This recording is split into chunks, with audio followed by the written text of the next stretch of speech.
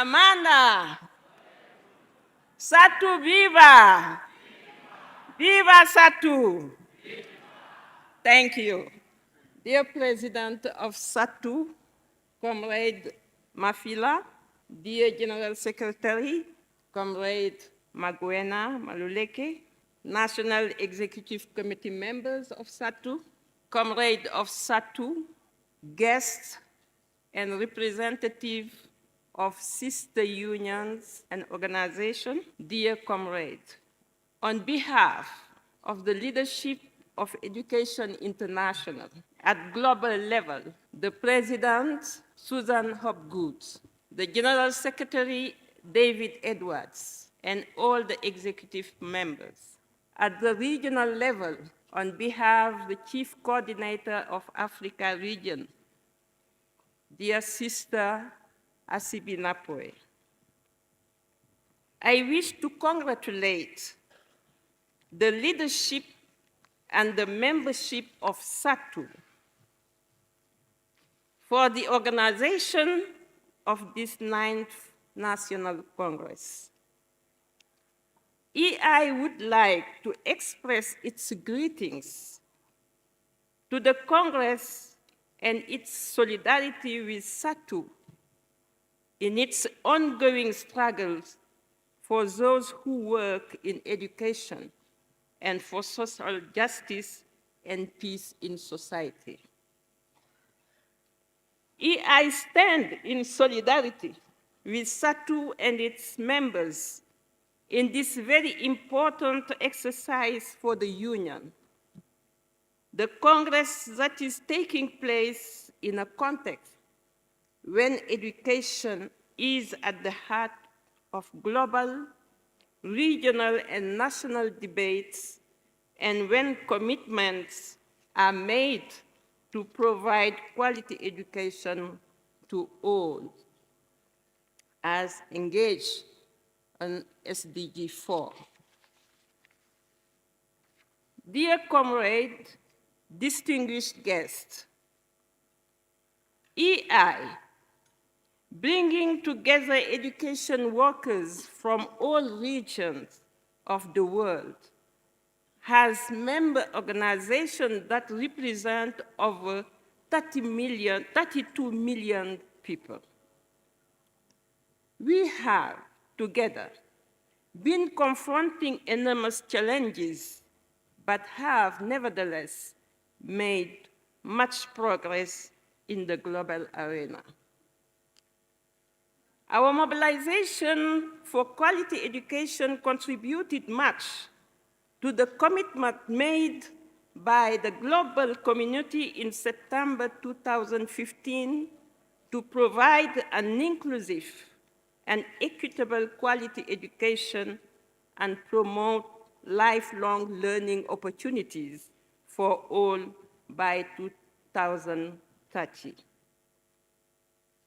Our ongoing campaign, Global Response Against Privatization and Commercialization of Education, gets positive results in many countries like Uganda, Kenya, Liberia, among others. Our various actions against the violation of union rights free many colleagues arrested and jailed in many countries. That progress, comrade, has been possible because of the commitment of national organizations like yours, Sadtu, and the dynamic, talented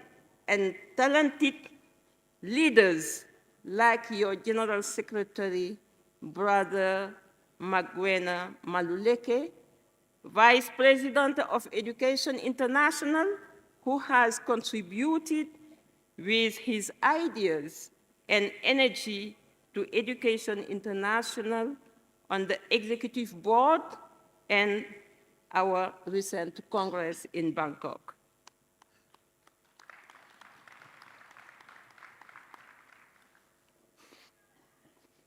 Colleagues, Our fight is for the dignity and respect of teachers and all other education workers. It is for recognition of the status of the teaching profession. It is for our students and our communities, and it is for democracy. Comrade of SADTU, that is the fight you too are standing for, and that is all the meaning of the theme of your 9th Congress, claiming our rights to have a human dignity and safety protected and respected in pursuit of decolonized quality public education.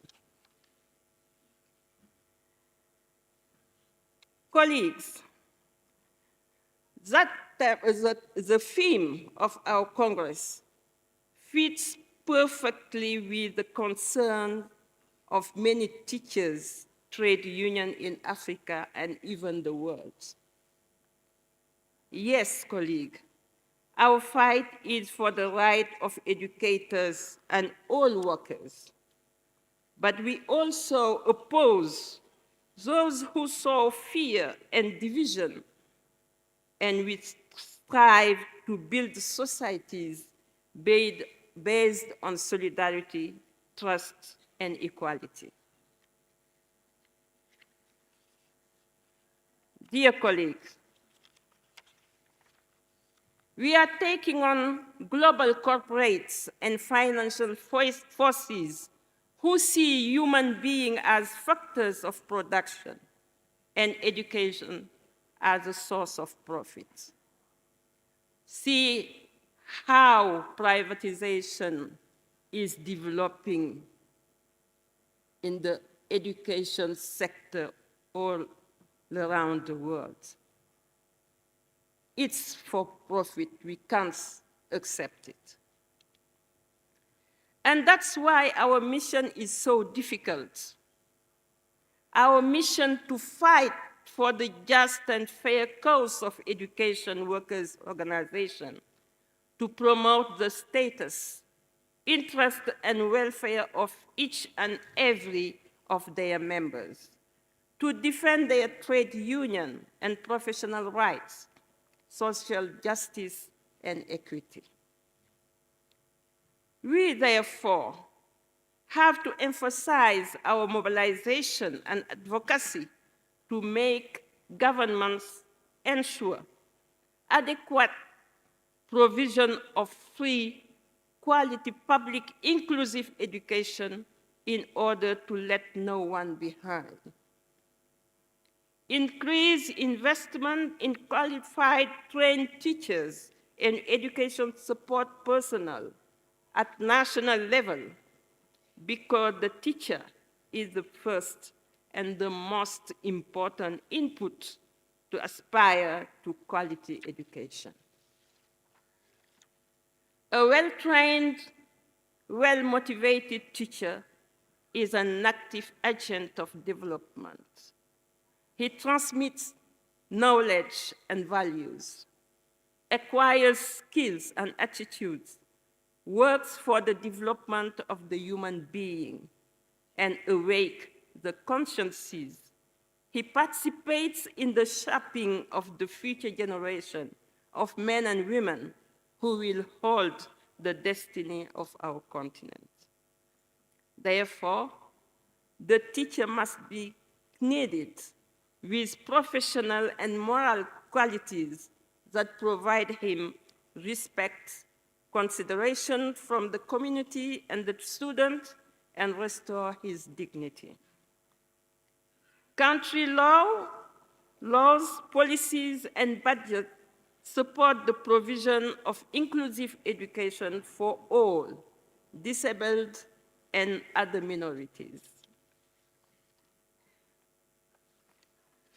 Colleagues, indeed, in Africa, since the end of decolonization, Our respective education systems are looking for the way of salvation for a democratic quality education, an education in conformity with the values that must embody the African man, reconciled with its culture and its traditions.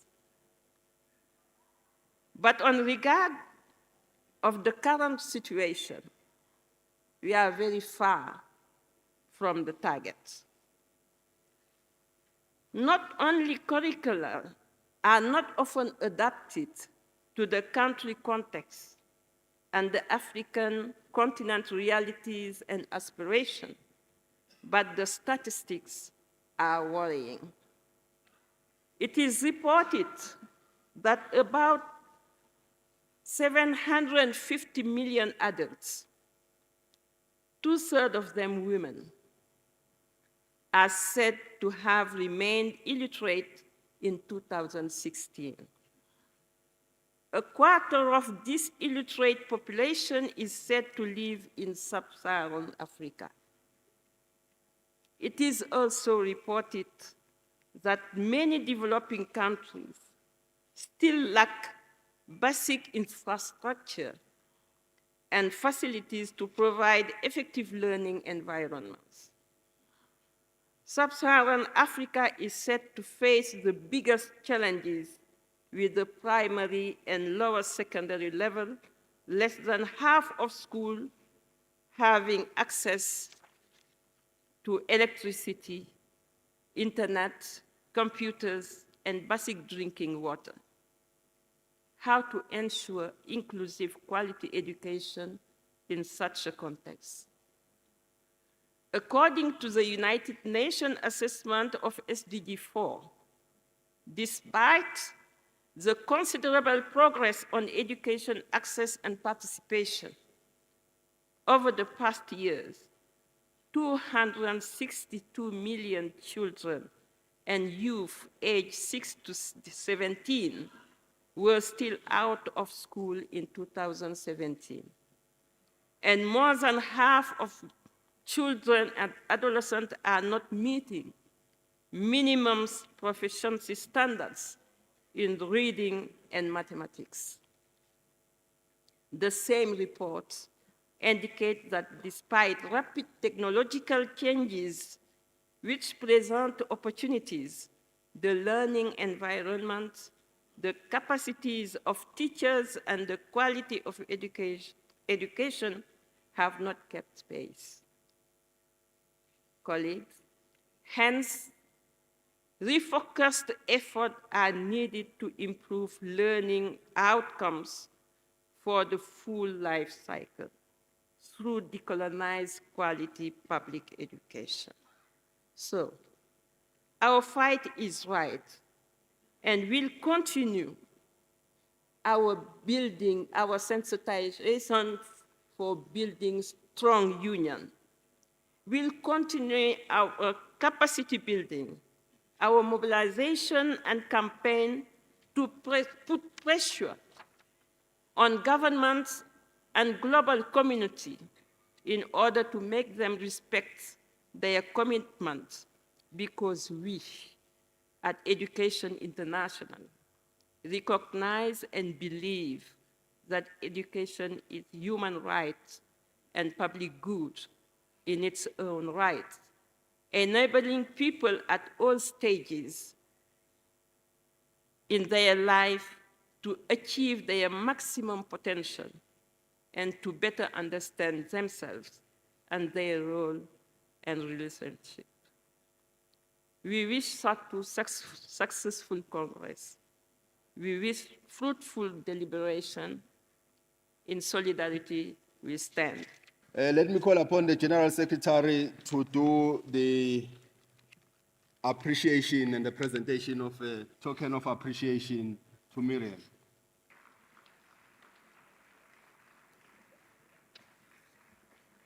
Thank you. Merci.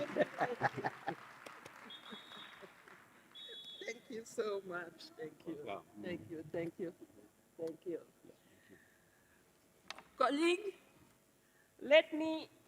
Allow me to take the opportunity to bring the greetings of my union, Cyprus, in Senegal.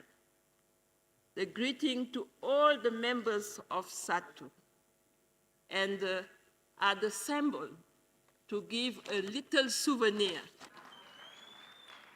This is Senegal. The lion is the symbol of Senegal. You know the team, lion. Okay, just souvenir, thank you. Orar Sadtu ki babina tau. This is the lion ki tau. Re babina tau re a leboga. Re bana ba matlegiwane ba re bana ba tau ga re jana re moloko mo. Comrade General Secretary, all the members of the SADTU Executive Committee, our distinguished guests, to all the comrades, I bring you warm greetings from the leaders and the more than 1.7 million members of the American Federation of Teachers. We proudly represent and fight for the rights of pre-K through tertiary educators, school support staff, and government employees across the United States. I am truly humbled to be here on the occasion of your 9th National Congress. I feel honored to stand before so many teachers who are the builders of this young democracy. We are truly inspired by your dedication and commitment, your passion and compassion, and above all, your daily sacrifices in building a prosperous nation. I come to you today as an American, but an American whose roots are in the Caribbean. The music, the culture, the poetry, and literature of the African diaspora. I feel my roots in your rhythm, in your singing.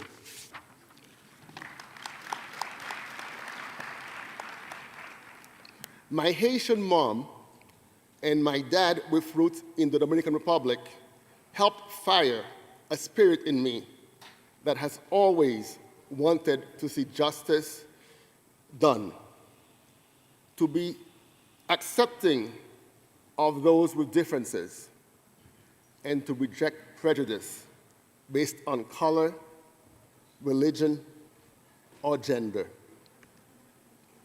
They knew that we cannot all succeed when half of us are held back.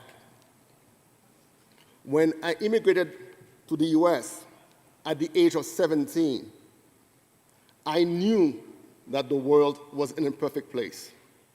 I had seen injustice, I had seen poverty, but I also knew, even then, that by standing for what is right and pushing ever forward, I could do my part to make a difference in people's lives. That is why, when a white teacher once told me to my face that she gave me a lesser mark because of my color, I became more determined than ever to succeed in my academic career.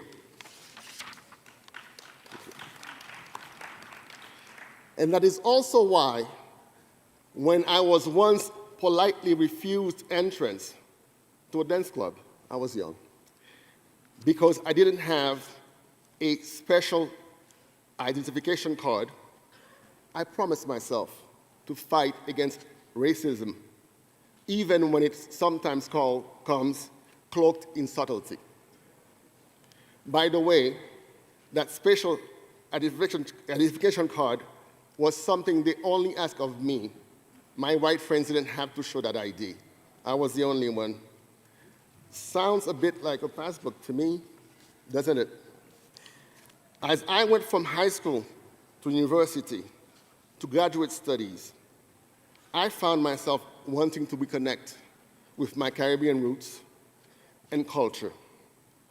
And that is what brought me to my interest in Cuba and Cuban society. My graduate school work focused on the Cuban writer, novelist, and ethnographer Miguel Barnet, well known for his expertise in Afro-Cuban culture. And each time that I visited Cuba, I came away wondering, here's a country that's not very economically strong and rich, but still manages to prioritize reducing social inequality, that makes healthcare available to all, and puts access to quality education at the center of society. If they can do this, why can't we? I ask you, why can't we? I am a proud product of public education, and like you, the bedrock of my career is as a classroom teacher. Learners in both our countries deserve quality teaching by quality teachers. Unfortunately, rather than provide access to quality education, the so-called education reformers in both our countries are enacting policies that promote the expansion of corporate non-government private schools and the digitalizing of curriculum designed to replace teachers with computers and robots, all with a profit margin. It should be no surprise that the Trump administration in the United States is working to destabilize and privatize public education and calling it school choice. The truth is, school choice has been used to continue school segregation after our Supreme Court ruled it was unconstitutional in 1954. Our forever First Lady, Michelle Obama, said, "Education is the single most important civil rights issue that we face today." And she was right. And I would add that education is a great equalizer. People like Donald Trump, Bill Gates, Mark Zuckerberg, and the World Bank are pushing market-based education choices like corporate schools, where profit, not the well-being of our children, is the bottom line. As we all know, corporate schools often create a system where there are winners, those who have access to education, and losers, those who are denied access to education, especially girls. And politicians like Trump continue to push profit-driven reform in a way that is inflicting harm primarily on our Black and brown communities. Despite the agenda of politicians, most Americans, regardless of race, want to see a greater investment in traditional neighborhood public schools. The largest technology companies have now turned their sights on public education as the next big business opportunity. Amazing advances in digital technologies, artificial intelligence, e-tablets, and robotics are quickly becoming the focus of global businesses that see an opportunity to make public education a commodity. A $4.5 trillion, not rand, source of public monies, a so-called commodity that parents and communities are forced to buy to further enrich blood-sucking corporations. As you know from your experience here in South Africa, forcing parents to pay for digital-based education will keep some children permanently locked out of the opportunity that comes with education. There is no stopping the digital revolution, and we should not want to stop it.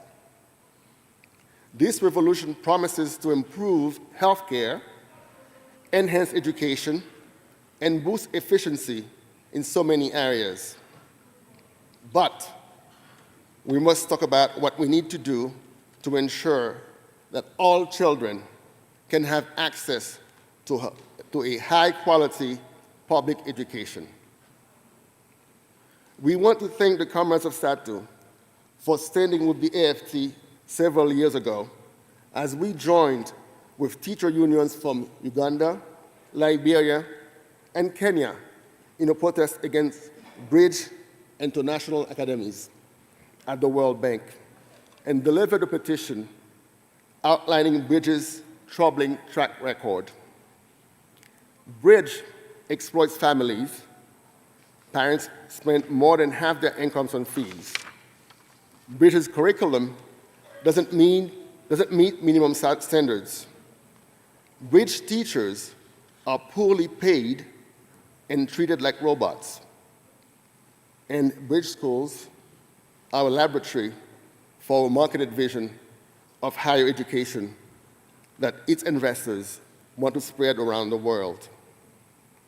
Bridge is a bridge to nowhere. Our goal is not to hinder technology and advances. Our role as educators and trade unionists is to fight for real education opportunities for students and to guarantee a real voice for teachers and school staff. We know that the foundation of student success is a trusting relationship among students, teachers, and their school support staff.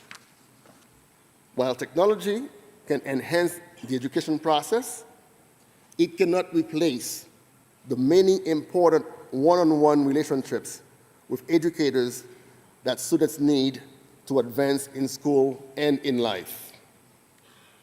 An underqualified instructor armed only with an iPad with sophisticated artificial intelligence is not a substitute for a qualified teacher who can connect and engage with learners.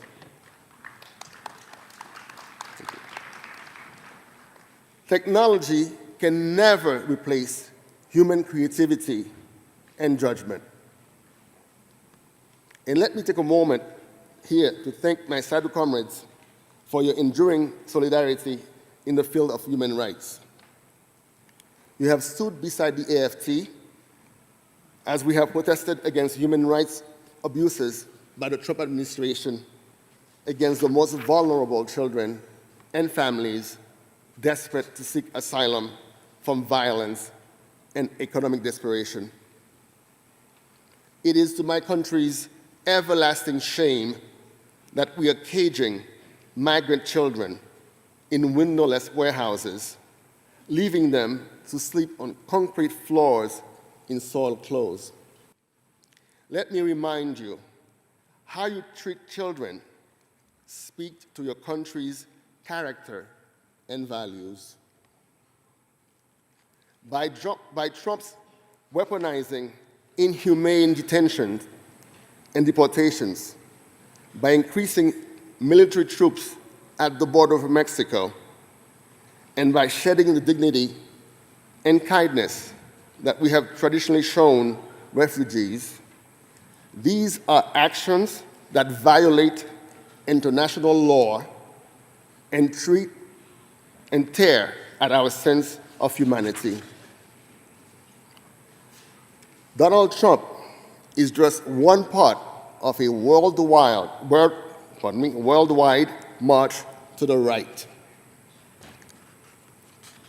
right-wing populists and their privatizing, profit-oriented allies have taken power or threatened to in Poland, Hungary, France, Britain, Italy, Brazil, and of course, the United States. Because democracy is indeed hard work, there is never a perfect beginning, and the struggle always continues. For the US, our founding document, which promised equal protection, failed to extend that protection to women, Native Americans, slaves, indentured workers, everyone except white men who owned land and capital.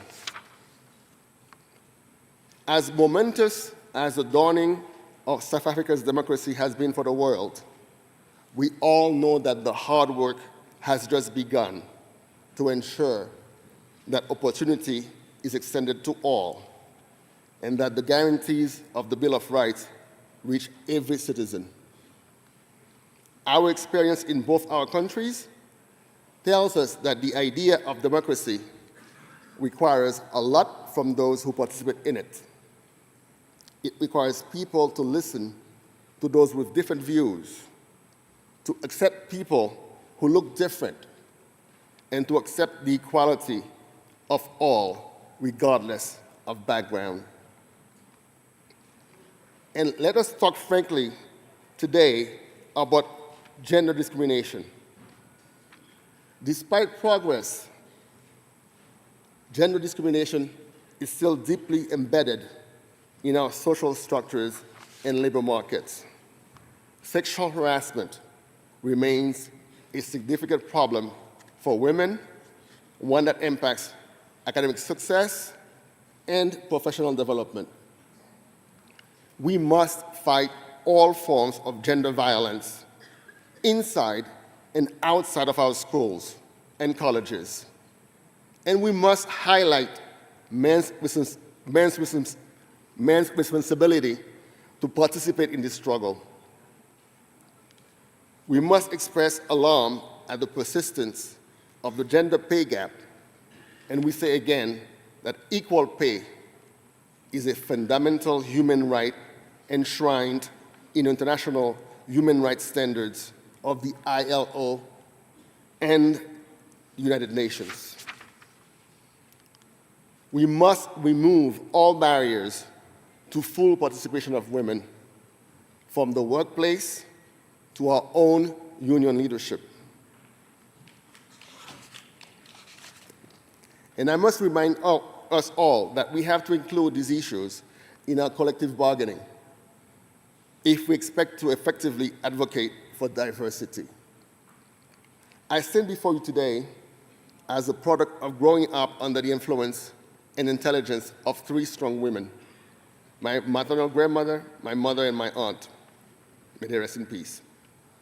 Join me in building a new coalition for international gender justice.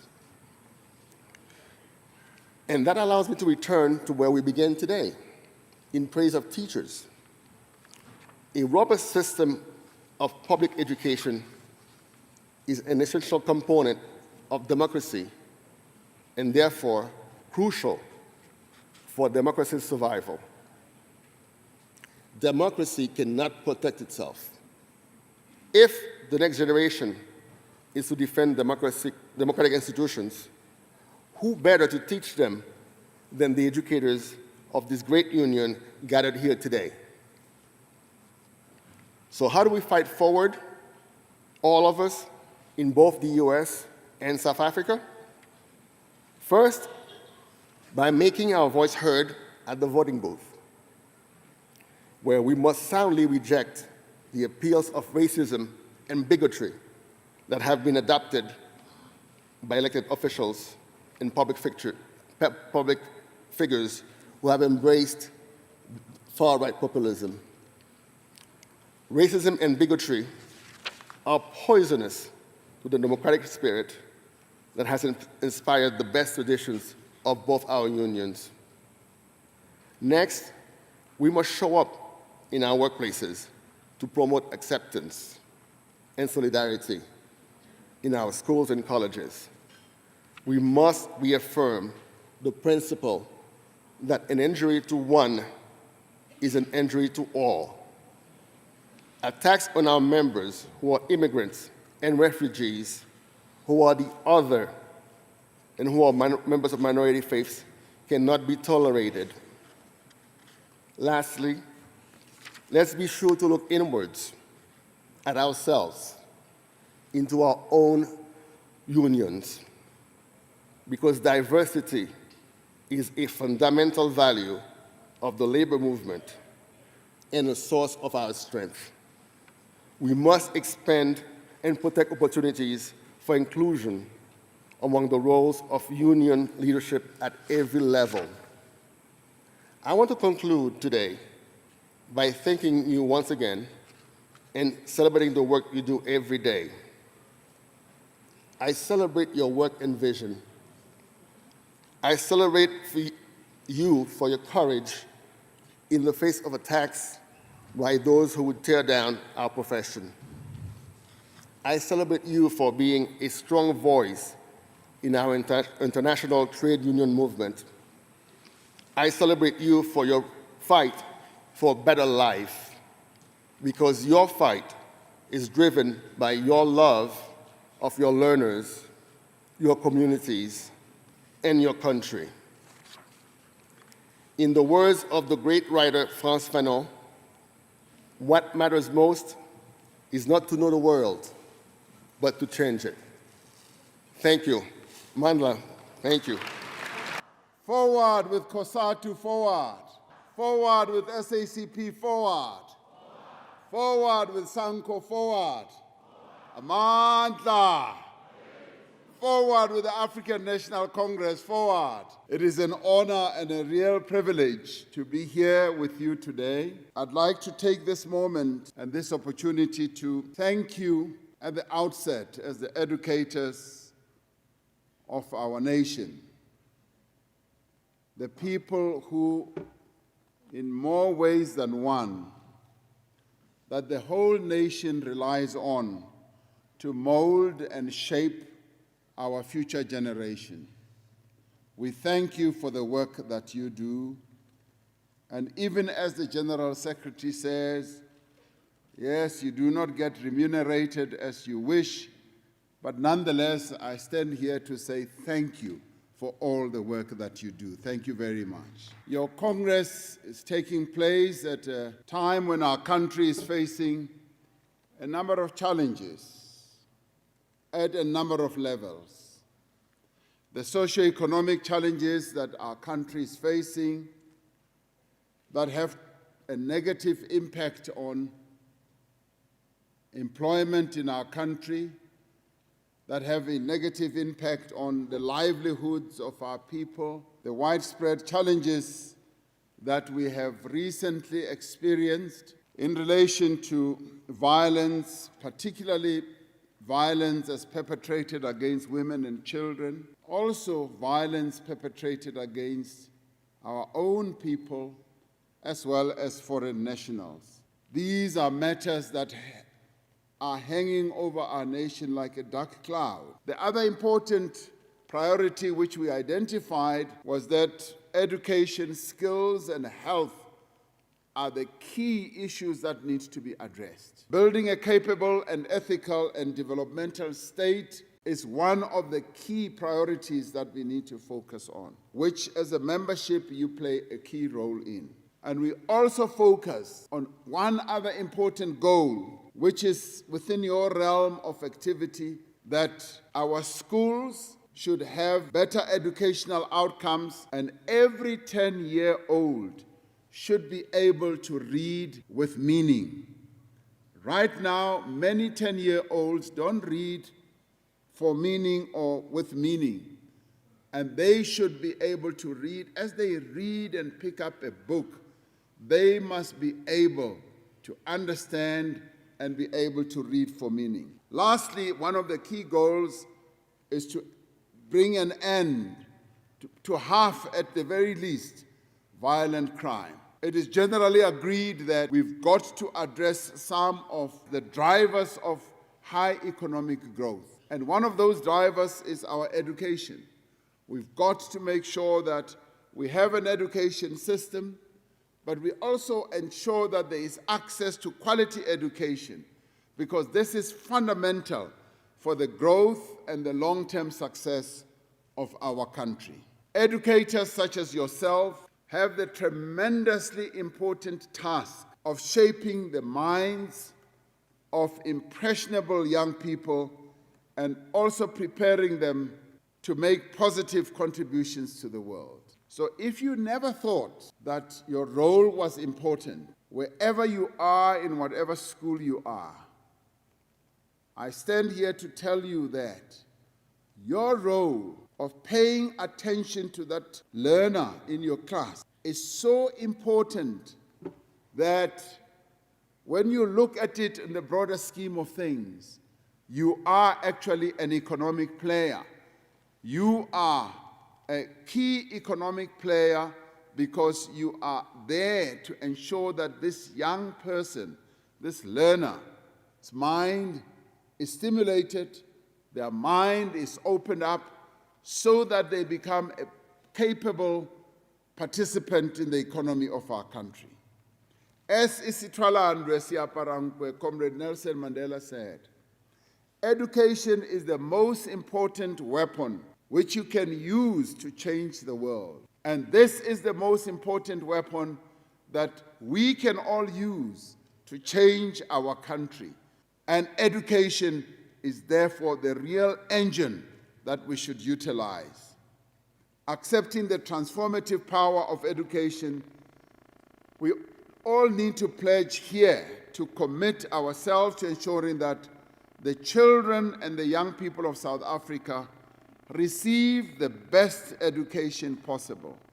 And you are the people who are best placed to deliver that education. Having recognized that early childhood development is a critical phase of a person's development and acknowledging the importance of receiving fundamental support for literacy and numeracy, government, as we all know, has transferred the responsibility for ECD to the Department of Basic Education, precisely where you operate. We've moved it from social development, we've now moved it to the engine room of our country, education. Now, it was very interesting to me to observe during the election campaign, because when we articulated the decision that had been taken by the African National Congress to move education from social welfare to basic education, ordinary parents, ordinary people in the deep rural areas of our country, in the townships, applauded the most when we said we are moving ECD from social development to basic education. They did so because they realized the importance of getting ECDs into basic education. So, comrades, ordinary people out there, now await the capabilities, the energy, the efficiencies that you have. So we've also announced as government a second compulsory year of early childhood or early learning before school will also be inaugurated. This means that we are investing more in children's formative years to ensure better literacy and numeracy outcomes in later years. So SADTU must become more active in the ECD field and work with government to develop programs that will ensure all children have access to quality learning from a young age. The Department of Basic Education, of course working together with SADTU, is now beginning this integration process as we started to reform government. Now this is underway. Now I would like to say that SADTU must be in the forefront. You must be coming with your intellectual prowess to actually work with the designs so that when we do fully integrate ECD into basic education, it is done in a way that you, as the teachers of our country, are going to work much more effectively with. Comrades, we all know that education can open the door to a better quality of life and future prosperity for years to come. In pursuit of creating a better life for all future generations, I announce that one of our goals over the next 10 years, yes, will be exactly what I said, that we want our children to be able to read effectively. This goal is being taken forward by many initiatives, such as the Department of Basic Education's Primary School Reading Improvement Program, which brings together a range of support interventions to improve the quality of teaching, of home language literacy, as well as English as a first additional language. This program will expand the assessment tools for teachers to ensure that they can offer support tailored according to the needs of the individual learners. Comrade Angie Motshekga, our minister, has announced that government will adopt a national reading plan for primary schools, and we urge comrades in SADTU to be involved at every stage of developing this plan. Our world is also changing. We know that. The fourth industrial revolution is upon us, and in many ways it is changing every aspect of our lives. South African children must be prepared for these technological advances. We have already begun ourselves to structure a number of things that need to address this challenge.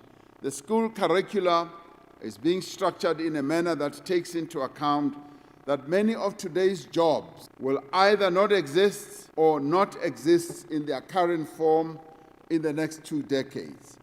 We have begun to teach our learners in a manner that prepares them for the changing world of work.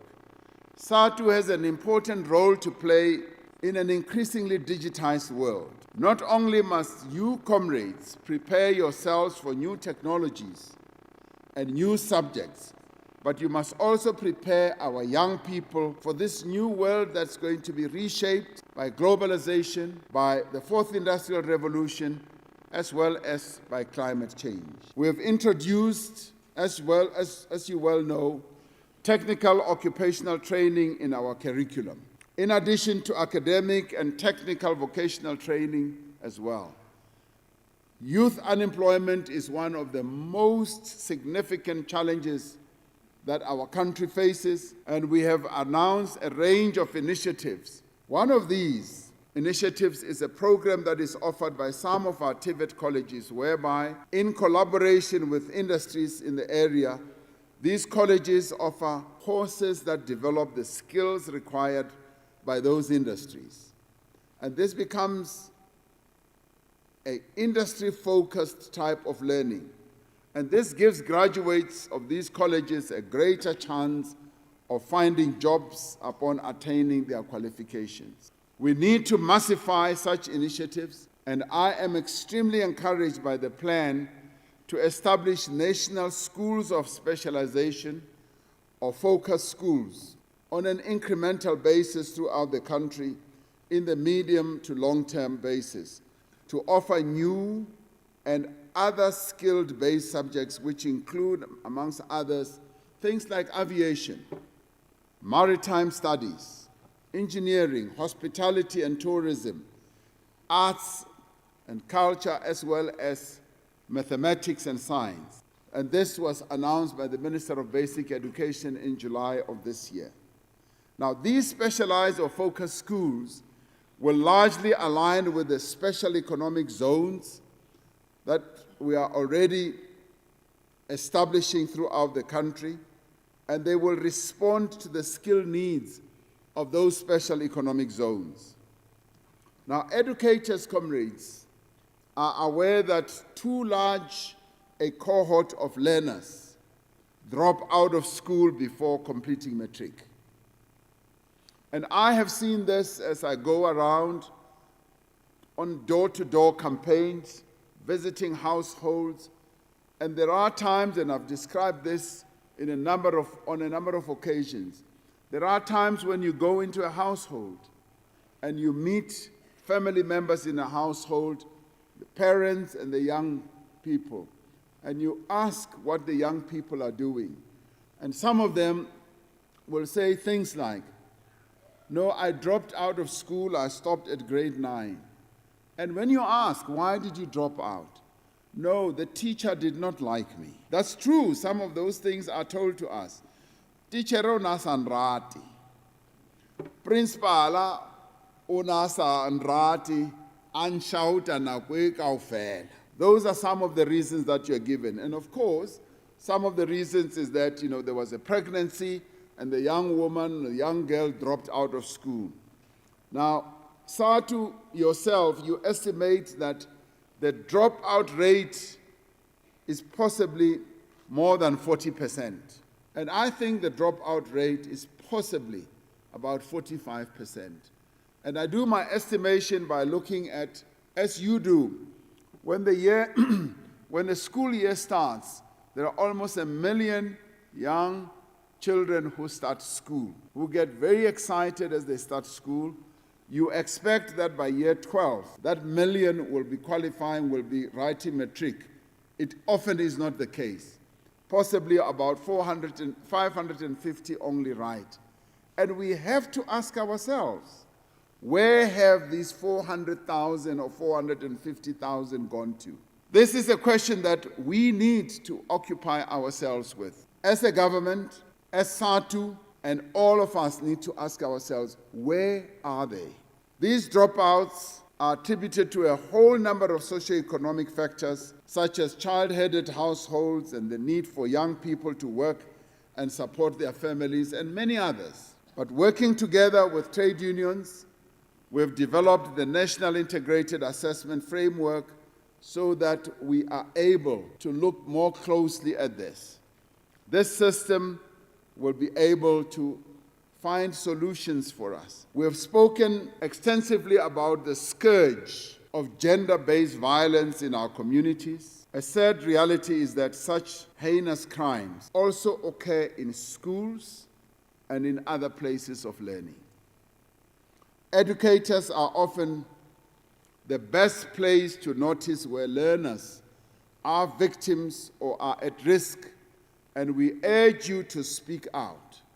This culture of silence empowers and enables perpetrators. It is the teachers, yourselves, who are able to see that a child is either under stress, is being abused in one way or another. At the same time, we need a shift in society's mindset to a culture that rejects this concept of patriarchy and recognizes how gender stereotypes harm both boys and girls. Teachers who have consistent contact with young people are vital to changing mindsets and empowering young people to deal with harmful social relations. However, too many teachers are overburdened or are under-resourced themselves. There is a duty, yes, on government to ensure that teachers are equipped and supported to play this role in our society. Now, we are going to do everything we can to improve teaching conditions and school safety through increasing school infrastructure, ensuring that schools have proper fencing, burglar alarms, functioning relationships with the local police and other services. This is what we would like to make available to you to improve your conditions of employment. Now, Minister Motshekga will further give details on how we will empower teachers and learners through the Department of Basic Education's awareness, prevention and support programs on, for instance, issues such as gender-based violence, sexual abuse, bullying, and other forms of violence and intimidation. The measures that we announced in Parliament are also going to take effect in the various schools where you operate. Now, because we are aiming to improve the psychosocial support programs that are available to educators and learners in our school system. There are too many reports, though, of sexual relations between educators and learners. And you know this. This abhorrent behavior must be decisively addressed and it must be stopped. As educators, your job is that of a parent to the children who come to your schools. You are not supposed to be the lovers of your children who come to the schools. Now, the reports, and we may want to deny this, as often happens, we may want to deny that this does not take place. But bagaethu, raitsi, we know that it is happening. We know that this sexual relations between educators and learners do happen. And we say SADTU must stand firm and say we will not allow educators to have sexual relations with learners. And it is SADTU that must be in the forefront, because as teachers, you are the parents of these children. A o ratane le ngwana wa gago ka ntho e jwalo. A wa tshwanela gore o jole le ngwana wa gago. Because you are parents, we expect that you will be way above these types of things. So I'm addressing it directly with you and saying that this abhorrent behavior must be addressed and it must be brought to an end. But at the same time, the law must be allowed to take its course. More worrying is the instances where teachers sexually assault learners. As with all cases of sexual assault, these crimes must be fully prosecuted and the perpetrators must be subjected to the full extent of the law. Government commits to continue supporting these most crucial public servants through improving the quality of teaching, improving the conditions under which they work. We must all work harder to recruit more young people to the teaching profession. Attaining our goals means that we must have quality teachers in specific subjects, in all phases and in all geographic areas of our country. Government provides support through the Funza Lushaka bursary program, as you know, and we are looking into ways in which this program can be expanded and be more streamlined. One important area that we must pay deliberate attention to is ensuring that teachers are not over-concentrated in affluent or urban areas to the neglect of disadvantaged rural areas. All schools in our areas must have adequate number of well-qualified teachers. Teacher unions must make sure that they work with government to make sure that this does indeed happen. We are also working on equipping teachers with the required skills to teach new technologies, foundational learning, and a whole range of new ways of learning. Government cannot do this by ourselves, and we call on comrades in organized labor to support these endeavors. And I've always found that when SADTU and the Department of Basic Education sit down to discuss issues, to discuss how to improve education in our country, it works extremely well. The increased focus on new technologies and foundational learning will not detract from our drive to improve skills in all the other teaching disciplines. There must be skilled educators in all subjects, especially if we are going to succeed with our efforts to, for instance, increase access to mother tongue learning and making history a compulsory subject. Teachers are fundamental to our ongoing prosperity as a nation. And if you are not there to guide young people and equip them to become productive and responsible members of society, we will never be able to win and to succeed.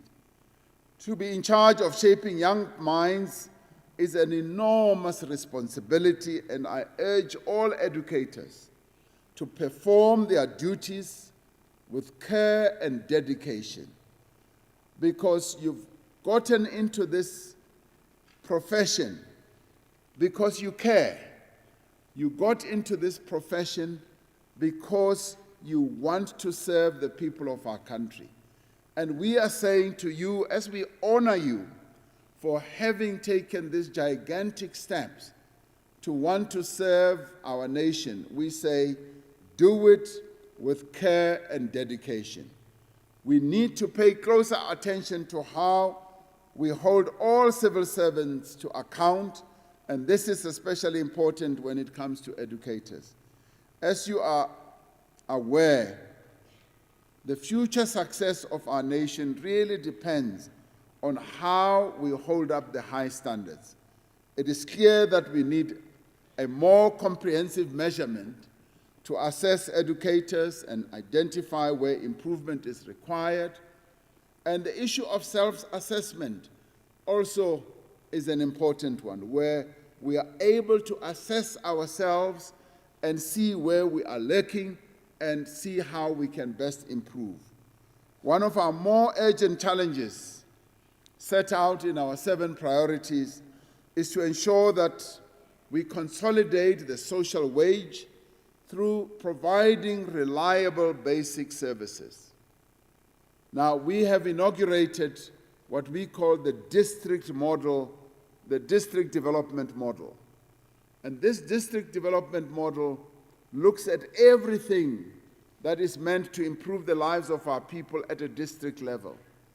Yes, it looks at service delivery, it looks at the issues of crime, it looks at the issues of education as well. We launched the first one in OR Tambo district.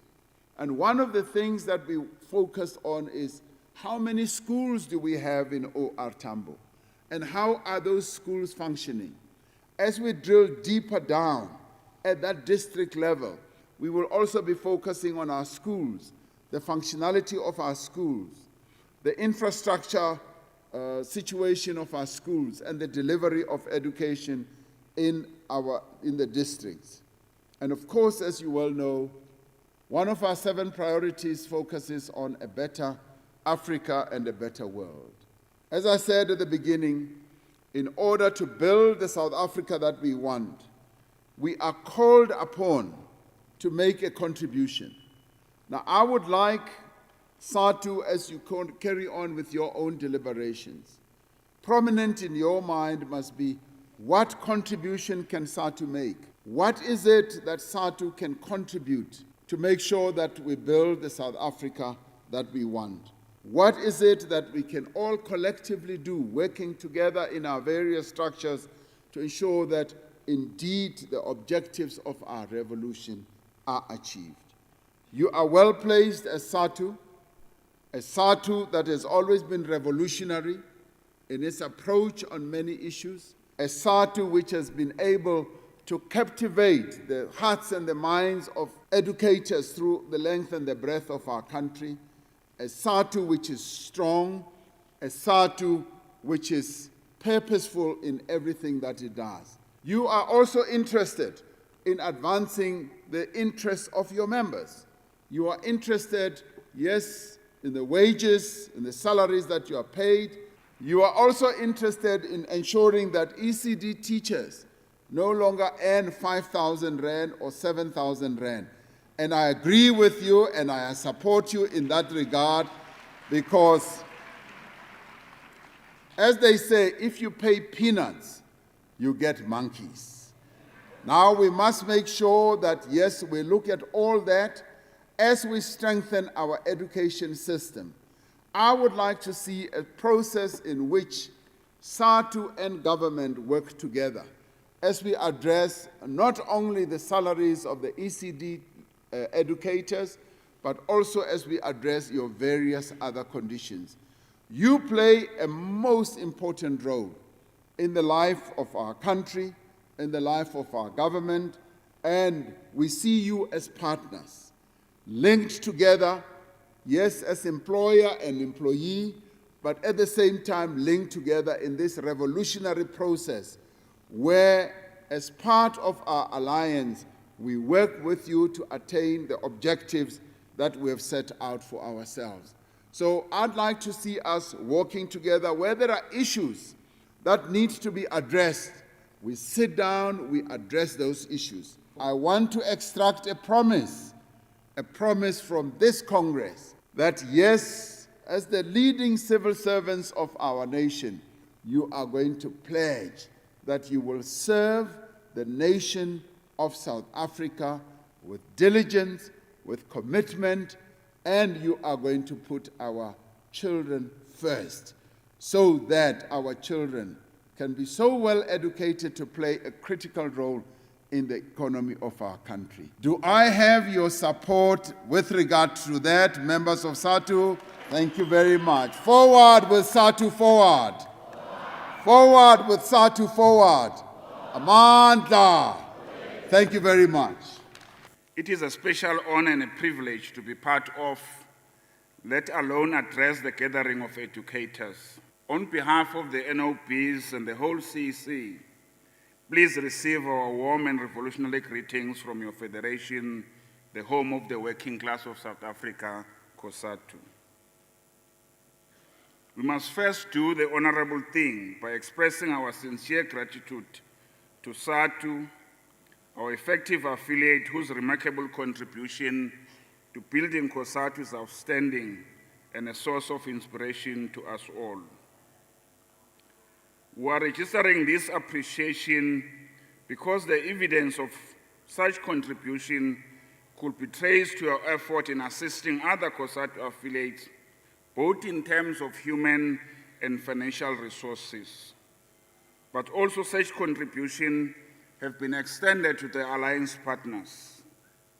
This is informed, in our view, by your understanding that SADTU will not succeed. SADTU will not be strong unless all COSATU affiliates are strong. Comrade President, the Federation acknowledges the honesty, the integrity, and the collective leadership of the current NOBs. The hard work in building a genuine unity within the union is well appreciated. It is in this context, comrade, that we believe SADTU has a future. SADTU will live longer if we uphold these principles. The union that we need to continue the recruitment, address the gender balance, attract the youth to your structure, believing that any organization of the future must recognize the importance of leadership retention, the balancing of its gender, and the generation mix that we need as we grow to bring young people to this organization. Guiding these young fellows to the spirit and the traditions of these organizations. As we know, comrade, leaders don't live forever. We live, we lead, but we need to bring young generation to learn when we are still around, so that when we are gone, we know that the organization is in the safe hands. Comrade, as president, we are correctly raising these issues of gatekeeping, which we fully accept. Makhulu Lidwaba and Comrade Sidney Mufumadi, when they were elected to the leadership of the Federation in 1985, they were both younger than 30 years old.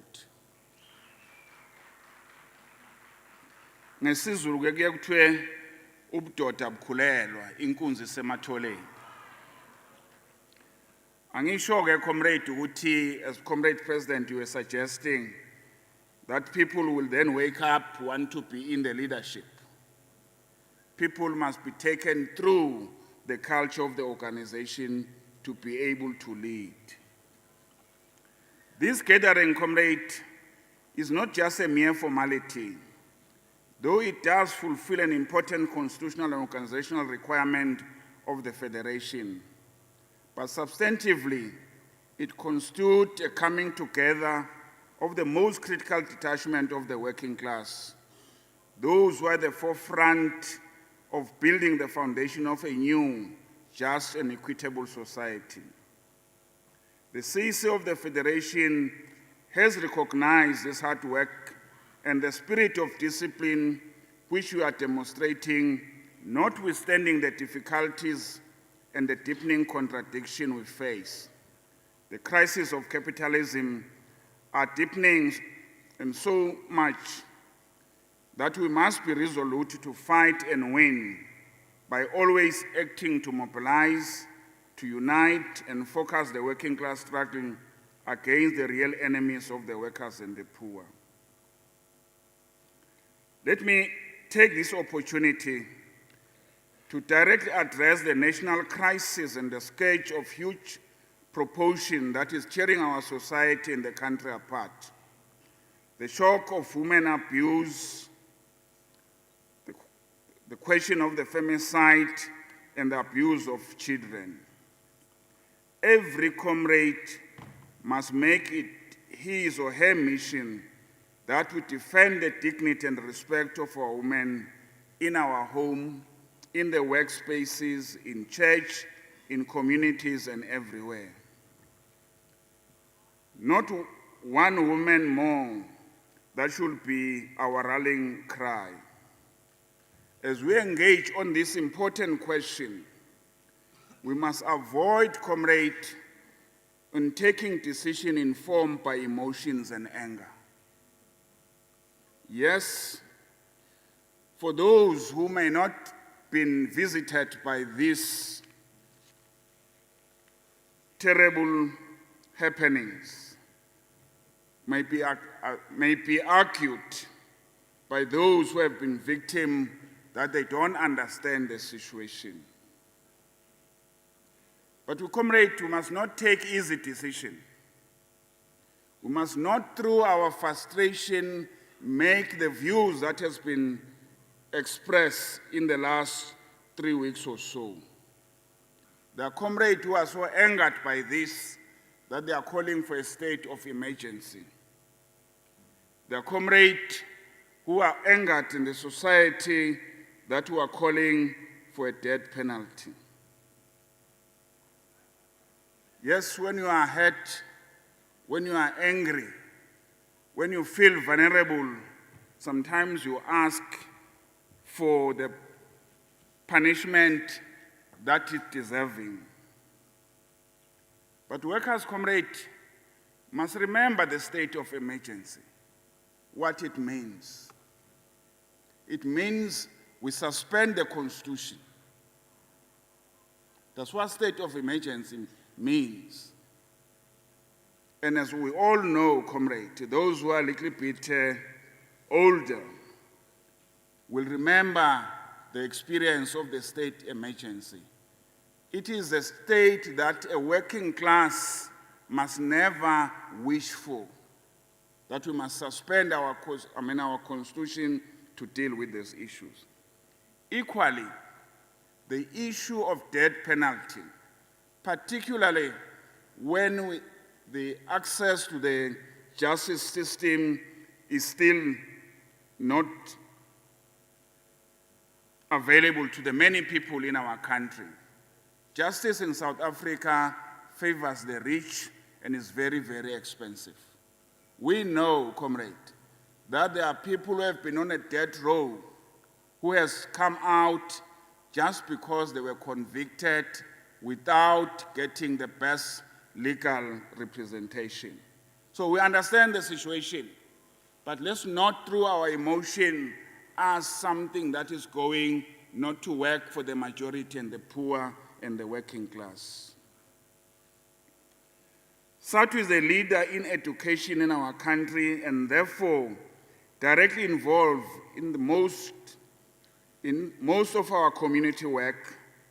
Teachers are the community leaders or the light of every community, and therefore, through you, we are expected to lead our community and guide on critical issues. But to do that, we need to be example and the light that inspire confidence. And that's why we salute you, that you have been outspoken even in difficult issues that affect our children, our communities, and our countries and our alliances. This Congress, comrade, in our view, should spend quality time discussing the environment in which educators find themselves.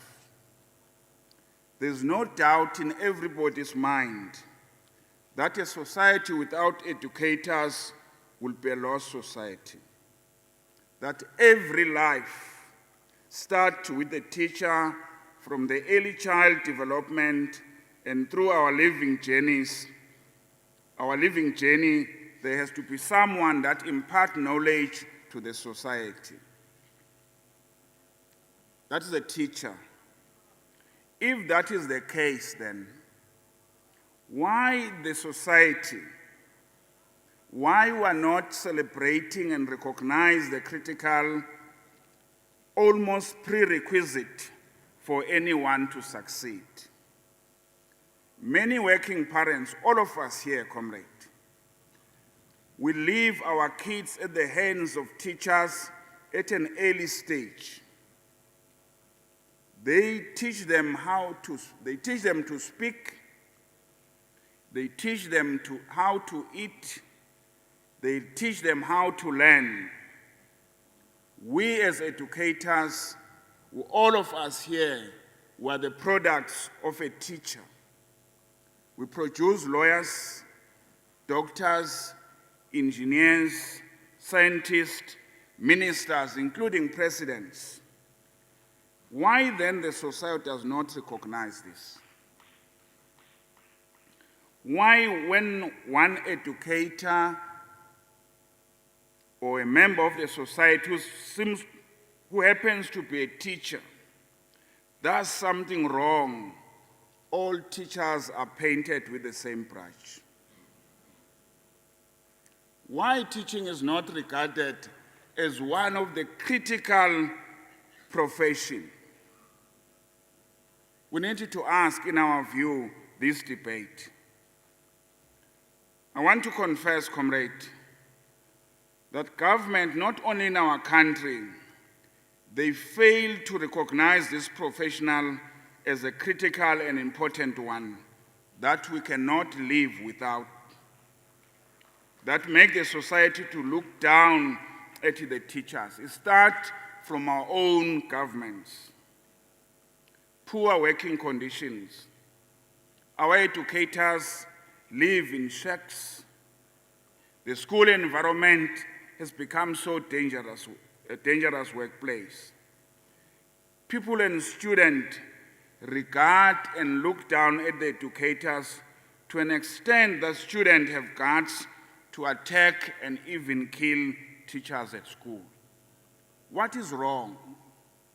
And I've said it starts from the high office. If we don't recognize this professional, and I'm happy that the president have indicated and committed himself here, that the wages that the teachers are getting does not reflect the contribution that the teachers do. We hope and we must hold the president that when the wage negotiation comes, we must remind them of that.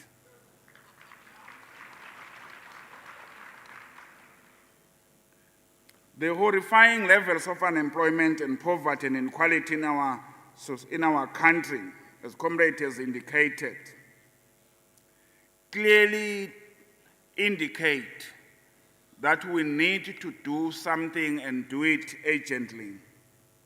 When 10 million people are unemployed, comrade, when 10 million people are unemployed is a crisis. I normally relate this issue, Comrade Solima Paila, that at one point in time, I was working here in Johannesburg during the apartheid time, and I went to the office where you normally get a permission to work in Johannesburg. You need to get what we call it a permit to register to work in Johannesburg, because we did not have what was regarded as Section 10(1)A. Those who are born in a township, they know the Section 10(1)A. But if you are coming outside to get a permission to be in Johannesburg, I went to a restaurant and buy food, meat and pap. I put it down on my table. I went to get pepper and salt a bit. When I returned to the table, I found a very able man eating the plate that I had bought. Initially, I thought, no, maybe this is the wrong plate. This is not where I left my plate. I look around and I look at the food that I have bought. I recognize this is my food. But this able man just looked at me with one eye, and I realized, no, I'm in problem. I'm in really difficult problem. And then I walk away. And it told me it was the period of the survival of the fittest. If we don't address the unemployment, comrade, it is not going to be addressed by the police. There are too fewer, as Comrade Mapila was saying, the message to his president, that you can't arrest all the hungry people. No jail in South Africa can accommodate 10 million people. They are larger than the population of Swaziland, Botswana, Namibia, and Zimbabwe brought together. Just imagine if all the people from Mozambique and Zimbabwe come to South Africa all at once, what will our police do? Absolutely nothing. So we need to address this issue, Comrade President. It is in that context which we don't want, as you, Comrade President, you try your utmost best to provoke, but we are not going to take the bait, that the Treasury document is wrong in a manner that it's not presented in NETLEC. Comrade Madiba, comrade, in 1985, when we established NETLEC, he said he wanted to promulgate a law called NETLEC Act, so that all socio-economic issues must go to NETLEC. It was for the reason that he knew that if it's not through an act, the minister that will follow were going to ignore NETLEC. So it's an act now, it's a law, that all socio-economic issues must be presented in NETLEC. So in our response to our friend, Comrade Tito, we said, Comrade Tito, present your views in the right forum. So we're not rejecting out of hand. We're trying to educate him that the law that they respect must be respected at all times, irrespective of who you are. Bring it to NETLEC. The second issue, comrade, we said in the CEC, we must read the document.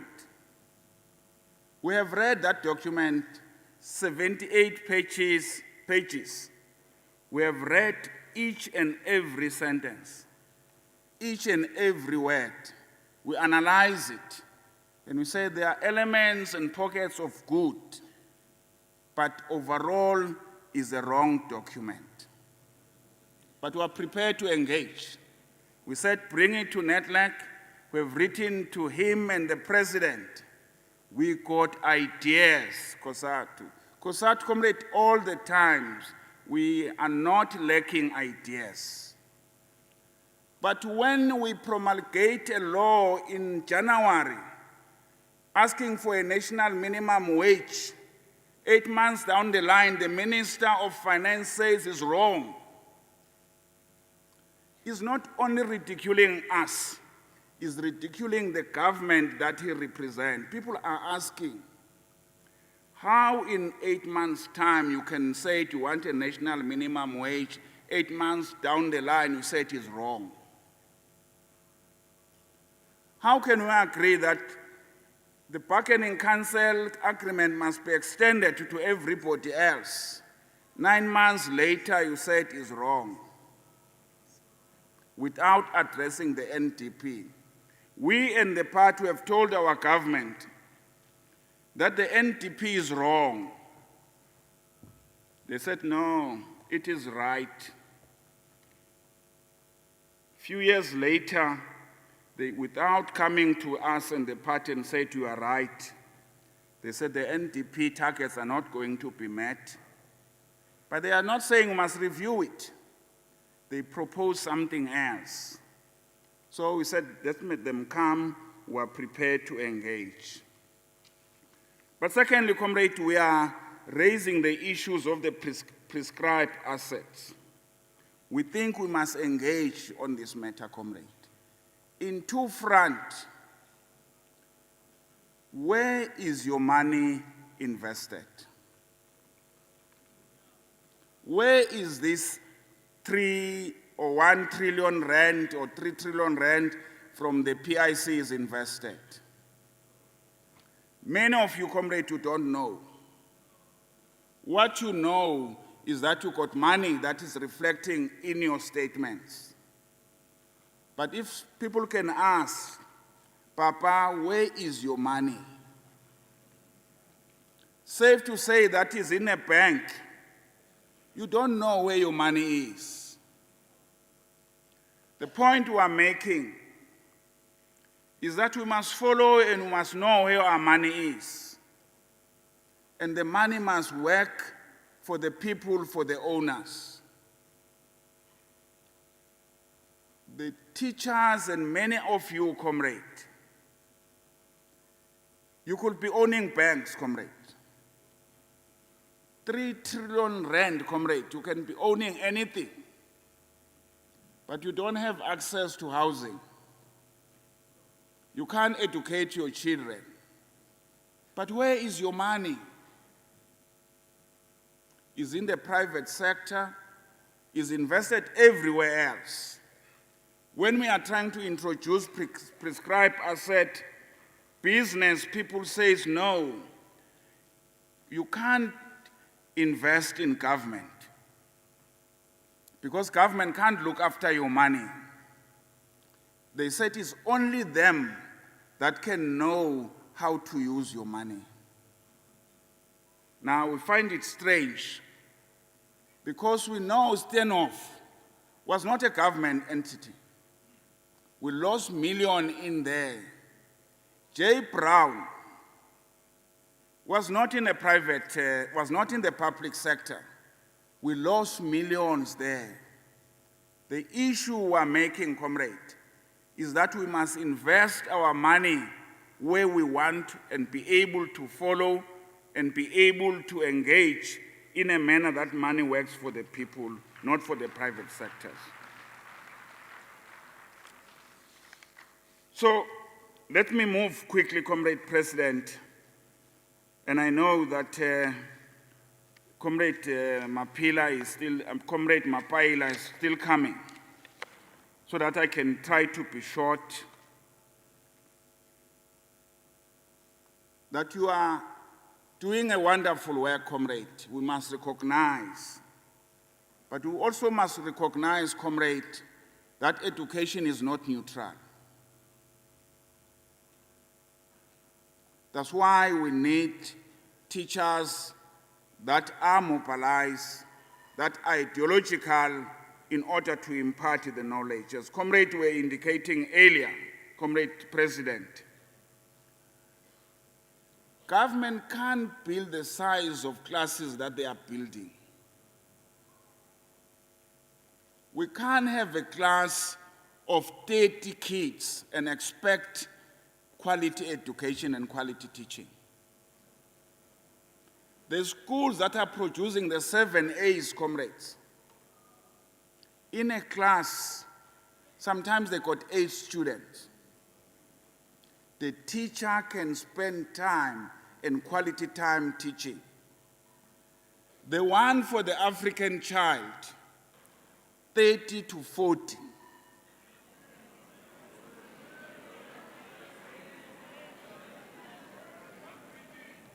How can you correct and pay quality time on 40 to 70 kids, comrade? How possible is that? How can you mark quality in a quality form for 70 kids? So it's not surprising that during our time, the teachers dividing class into 2. The exercise this side must go to the other kids this side, and the other kids this side. And you said they must mark for themselves. And we know during our time, comrade, if you want to get all the answers right, is not to write anything, hoping your friend will take your exercise. As the teacher gives answers, he writes the answers there, and you get 100%. Come the end of the year, you fail dismally. It is then when the parent take a stick to the teachers and said, "Why did you fail my kid?" Because all the the marks before the end of the year was 100%. So we need to engage, comrade, and the Federation is engaging on these few issues I want just to raise, and I won't go to them because of time. The progressive microeconomic policies we are raising in the alliance consistently with the party. It must be addressed, comrade, so that we can be able to build our economy. It's not going to be a magic one, comrade. We're not going to pray for the economy to grow. We must do something differently. We must build a democratic and developmental state, comrade.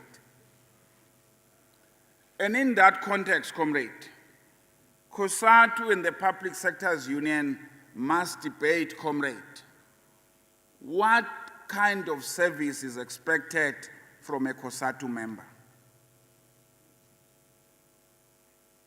and engage in a very qualitative way and address all the problems. We must fight against the state capture, corruption, and looting, comrade. We know, and I don't want to repeat these issues, that those who are there, they are fighting back, comrade. They are fighting very hard. We must continue fighting against all forms of inequality and discrimination and abuse. We must build a true and substantive unity of workers in action. Comrade President, we take your wise word on this thing of unity. We have to work very hard to build COSATU. It is not at this time, comrade, that we must find ourselves taking steps backwards in dealing with those issues. We know, comrade, that being big got its own challenges, that being powerful has its own challenges. But we must spend time in dealing with those issues. Our campaign, comrade, is that on the jobs, we must stand up and be able to fight. Nobody ever dreamed, comrade, that there can be a retrenchment in the public service. No one. The older generation, when you're a teacher, you'll be a teacher, and if you are lucky, grow within the hierarchy of the teaching, ube a principal, uze mhlawumbe ube inspector, and retire as a teacher. You never dream for looking for other jobs. Whether you're a police, whether you're a teacher, whether you're a nurse, it was like a job for life. Today, comrade, we are told that even the public services want to retrench people. It is in that context, comrade, that we must fight this retrenchment, comrade. Let's not take them lightly. It is in this context, comrade, that SADTU, our financial union, is saying they want to be the first to take action on Friday. Now, the employers, comrade, are up in arms about this decision. They say no strike must be declared illegal. We went to NETLEC in 2017. A certificate was issued that we must go on strike if we want to. We gave notice, we went on action, they says nothing. Now, because it's the banks, it's the union in the banking sector that says we want to go on a protest action. It's not even a strike, a protest action for 24 hours. Busa says no. SASPO can't go there. So if we spend the whole day today in court arguing that SASPO action must be declared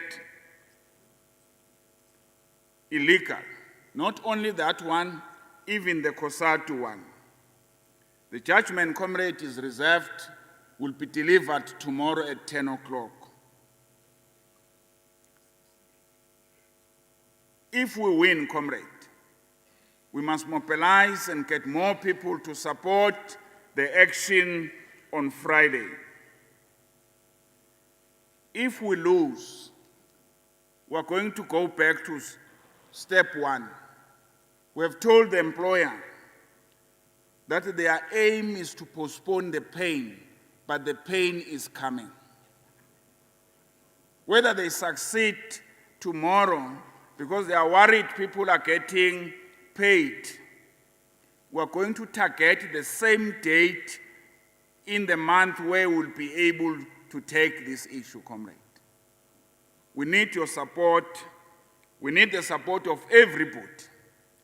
When you get frustrated and there's no money in the machine, ungathi niyayibona le SASPO, uthi ile capitalism esifaka kule nto esifaka kuyo. One comrade debate and a thorough debate on ESCOM, comrade, is expensive. There's a looting by those who are employed in high position. But there's a looting by the society, comrade. We are asking ESCOM and government, why is Nyoga, Nyasnosmos is Nyoga? Those people who are stealing electricity on a daylight, illegal connections, what is the state doing about these things? We said we must be able to engage on this issue, comrade. The recruitment, comrade, is so important. The alliance, and I think, comrade Mapaila, you may want to talk about these issues. But, comrade, we're not wrong when we're here and elected the ANC leadership that we have. We were right. We're right when we're mobilizing for the ANC to win election. But, comrade, the Luthuli House, comrade, is letting us down. No alliance meeting, no alliance political council, no alliance economic summit. But we have taken a resolution, comrade, that we can't throw away this ANC because that's what they want. This is our ANC. We must rally behind those who are doing good work within the ANC. We must defend this leadership. We must be able to mobilize our people until the ANC is able to come out of the difficulties that they are in. As we push and support the African National Congress, we do not forget that there might be other people belonging to the political party. And we have been successful, comrade, in uniting the union and be able to support good ideas. Indeed, we are going to work for unity. Don't hunt in the zoo to say to our union, if you want to hunt and recruit those that are not belonging to a COSATU union. We're saying to them, yes, Comrade President, they need to know that a frog does not drink all the water in the ponds in which it lives.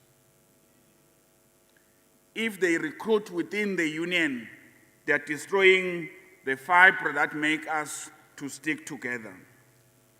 We wish this Congress all the success, and we have no doubt, comrade, that will make us proud. Let me invite the President and the GS to show our appreciation to the General Secretary of COSATU.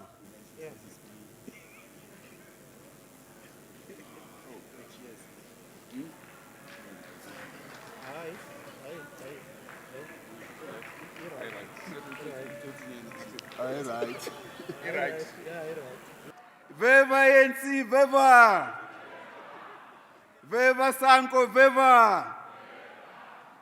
Forward to socialism, forward!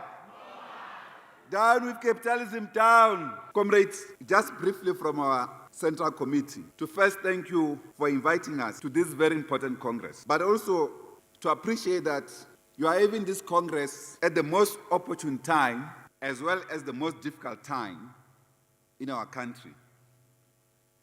That we are currently in the midst of a deepening capitalist crisis that expresses itself in many ways, including through violence. The widespread violence we've seen in our country in recent times, at schools, in institutions of higher learning, on the streets and in our families, and so forth. This is also a consequence of the crisis of the capitalist system, the system that has become obsolete and unable to provide leadership to society, including economic sustainability of humanity.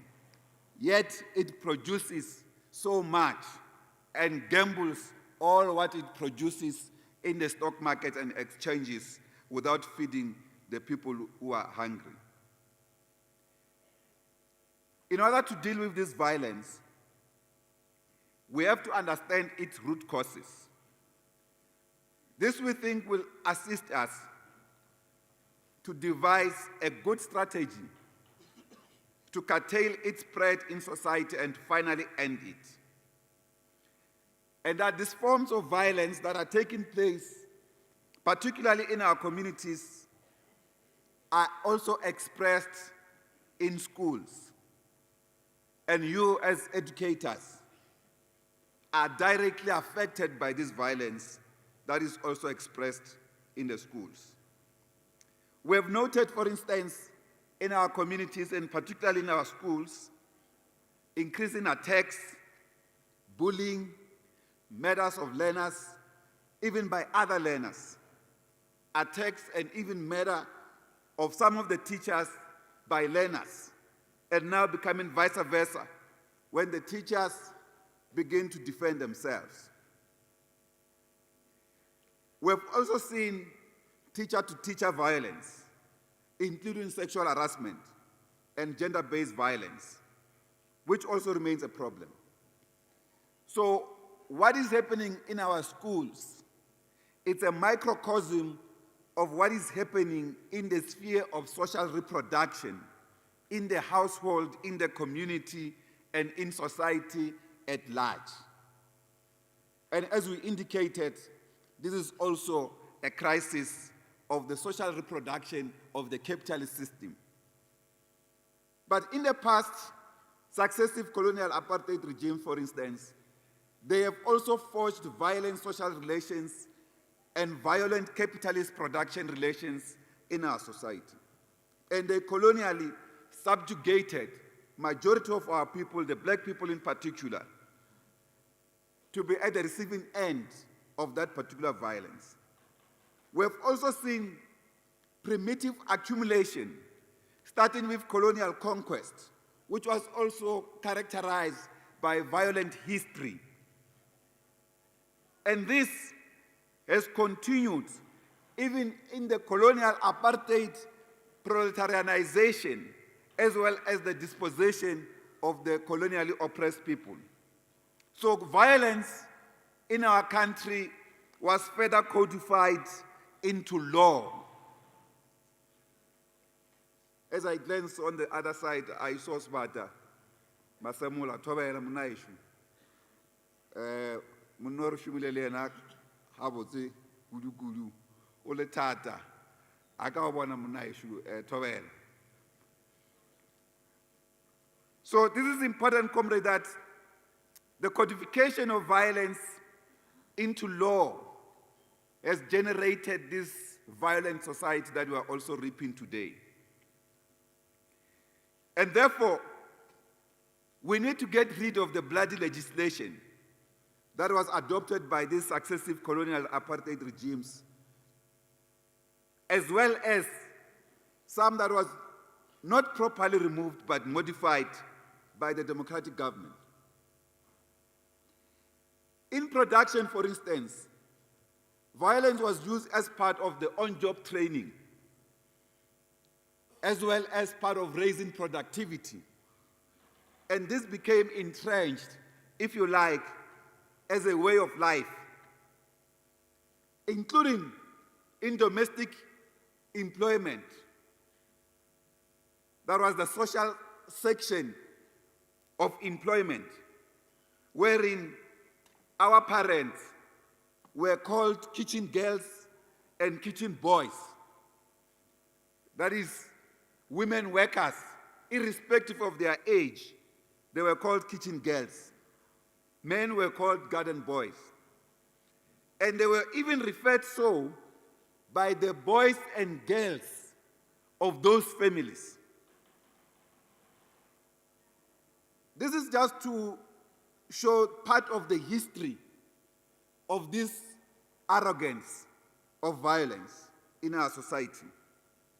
At the same time, it is important to appreciate that how this was unleashed on society itself and victimizing every other household, including conveying this into the teaching profession and the children that you teach.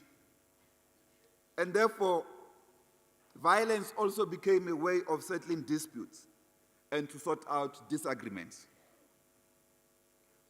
Women, particularly,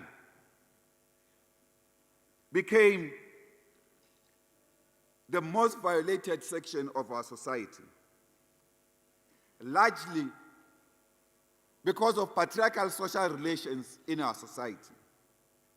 So if we are going to address the current gender-based violence fundamentally, we have to address the patriarchal social relations in our society and to address sexism in our society in all its broad forms on a daily basis. In that way, we then have consolidated and appropriate social machinery against violence, gender-based violence particularly. All other measures, important as they are, will be complementary to this particular process. And therefore, the struggle against patriarchy in the context of South Africa it's also fundamental to the success of the National Democratic Revolution itself. That our revolution will not be able to succeed unless we address this component of gender disproportionate and oppression in our society and inequality. It's at the core of the National Democratic Revolution. If you like, we cannot proceed in the same way whether we are going to resolve class inequality as well as national inequality without primarily addressing the gender question in our society. So it's interrelated with all, and is at the core of our own social reproduction. Therefore, the violence that we are also seeing in schools, particularly which was introduced in the form of corporal punishment, was also used as part of the pedagogy of teaching, if you like, that you have to insist, you have to punish the student in order to understand. And we now know that's not necessarily, is not bearing appropriate fruits in this regard. And we know that this has also found its way into our communities as well as in our households. Hence the recent outburst at the Constitutional Court monumental judgment that was clear in fighting against violence in society.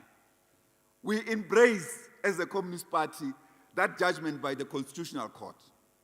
We have characterized it as a monumental judgment, massive, beautiful, great judgment by our justices. Thank you very much, the Constitutional Court. You have done very well. We know this matter has made many people angry. They must deal with their anger. They must drink many glasses of water to calm down. Don't beat children. Reason with them. I have a little daughter. We reason together all the time. Sometimes we come together against the mom, because sometimes it can be a little bit harder. And we always say, reason. And she will also say to her, mommy, reason, mommy, please don't shout at me. Yes, it's important that we teach our kids reasoning, the value of better ideas, and why the value of wrong and right, so they can know how to differentiate that. We felt it's important, Comrade Chair, to talk about this particular question in order to appreciate where violence, particularly in the context of our country, comes from. We have also seen, for instance, this recent violence that was exclusively affecting foreign nationals. Such a violence is called xenophobia. If a violence is exclusive to a particular group of human beings, in this case, foreign nationals, it is called xenophobia. South Africa, as the President indicated, it's not a xenophobic country, because we can go and give details of how many years we have lived with many other nations in this country. In fact, one can assert that perhaps on the African continent, there's no country that has many other African nations staying here, or migrants. We're an African nation in our own right. But it's important to say, whilst we're addressing this question, we need to accept as leadership that there's been a grouping in our community that had become xenophobic. Because failure to do so will not be able to address the problem. And that is why, for instance, we have not been providing appropriate leadership in this space. We have been overcome ourselves by the challenges of the day. So we think that it's an easy expression. So some of the comrades, I argue a lot with many of our comrades, some are wanting to justify this kind of action. This action is completely unjustified, comrades.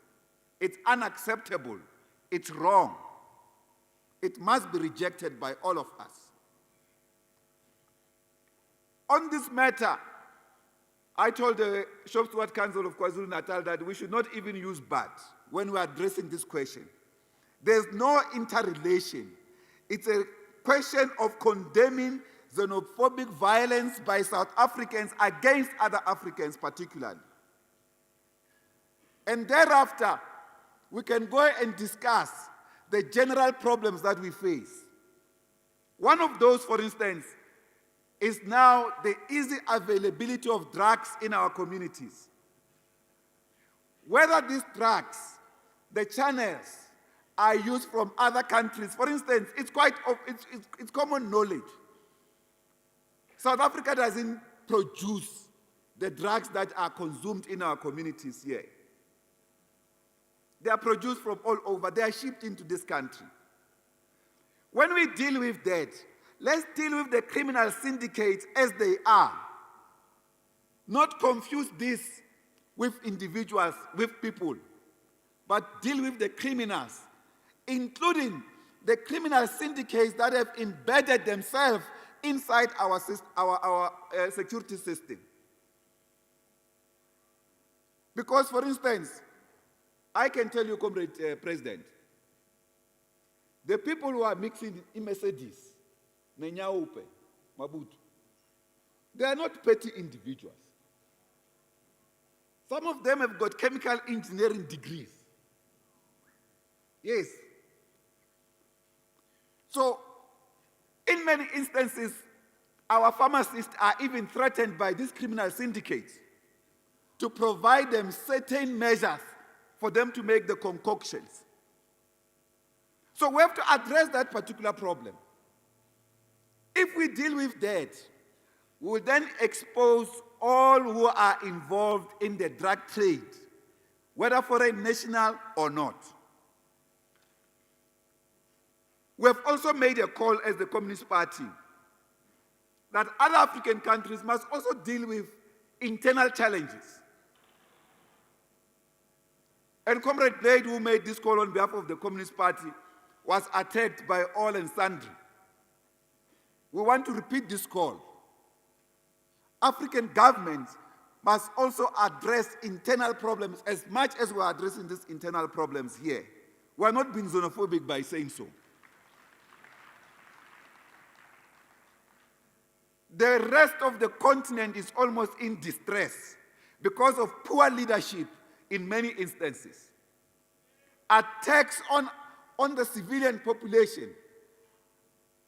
Political leaders who disregard democratic processes in their own country, who want to rule through the military and through criminal syndicate or through the imperialist and colonial masters.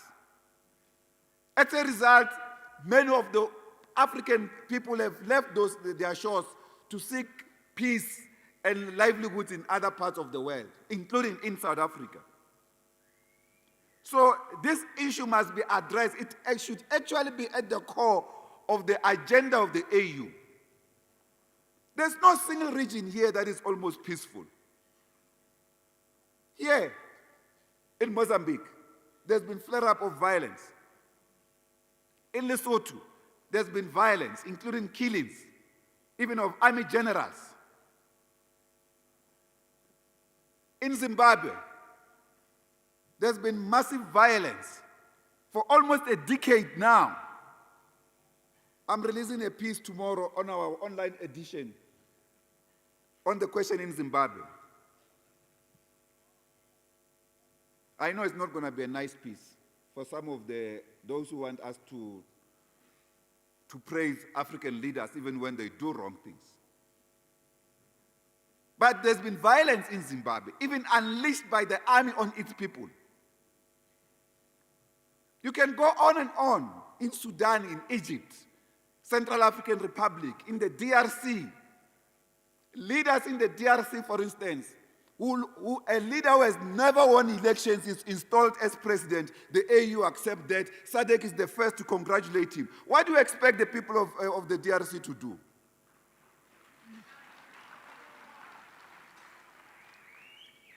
When they start doing things there, we'll be blaming them.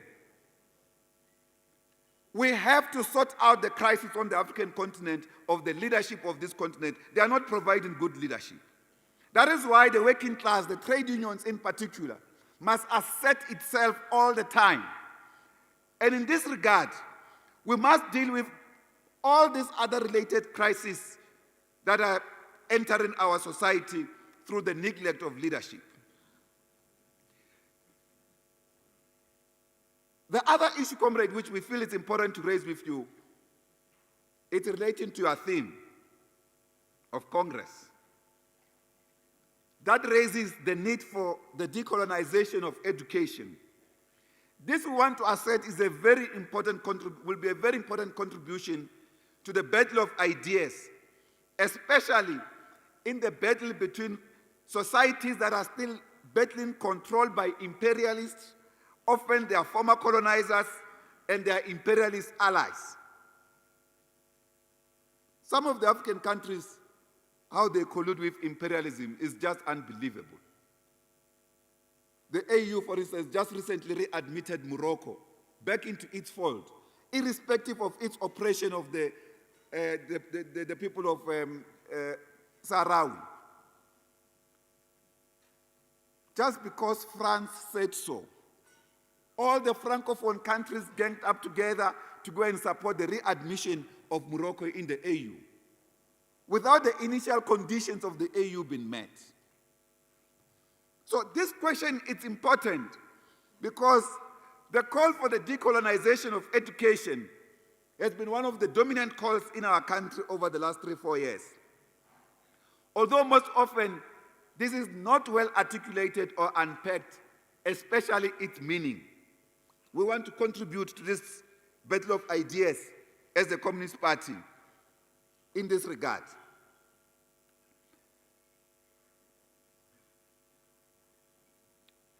What we think is important in the decolonization process, first is that it will be a tragedy if, for instance, we refer to decolonization without uprooting the prevailing mode of capitalist production that was colonially, bloodily, and violently imposed on the African continent.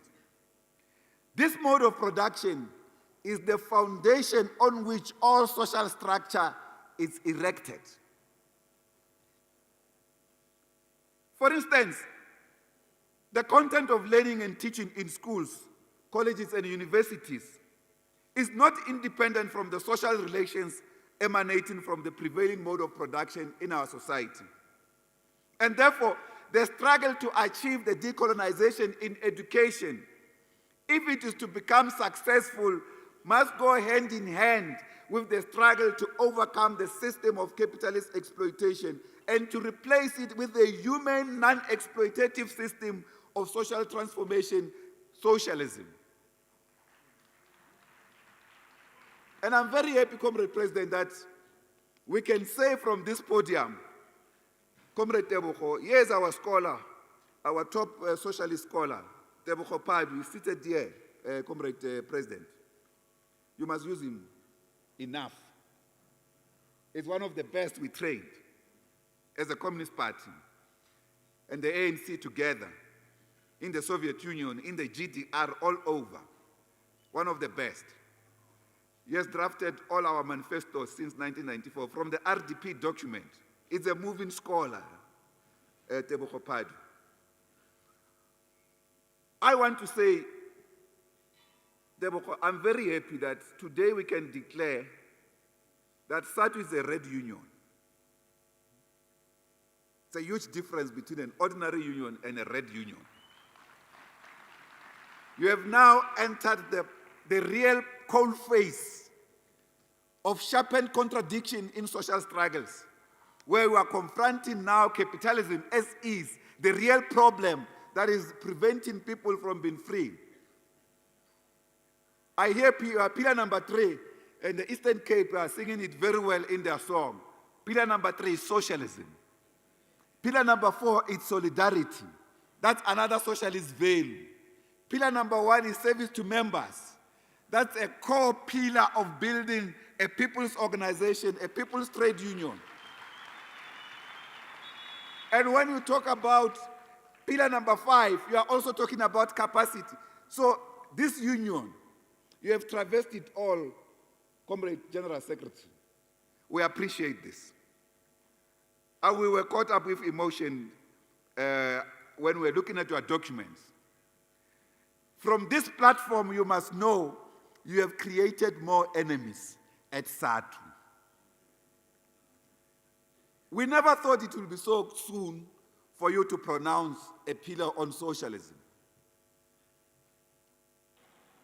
But once you are in this process, you must know that the struggle will become much harder.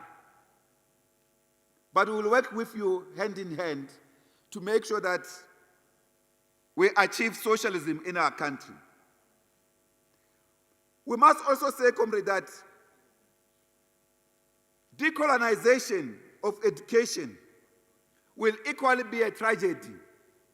If, for instance, it's meant to defend corrupt African leaders as well as officials in our state system who continue to loot the resources of our countries, enter into an ending contract with the imperialist forces at the expense of the African masses. This continent should not be poor today since Ghana became free from colonial rule. We should be the last one to reverse the legacy of inequality in our country as South Africa. But because we have allowed the leadership on this continent to do as they please, they are getting away with murder, absolutely. Sometimes in broad daylight.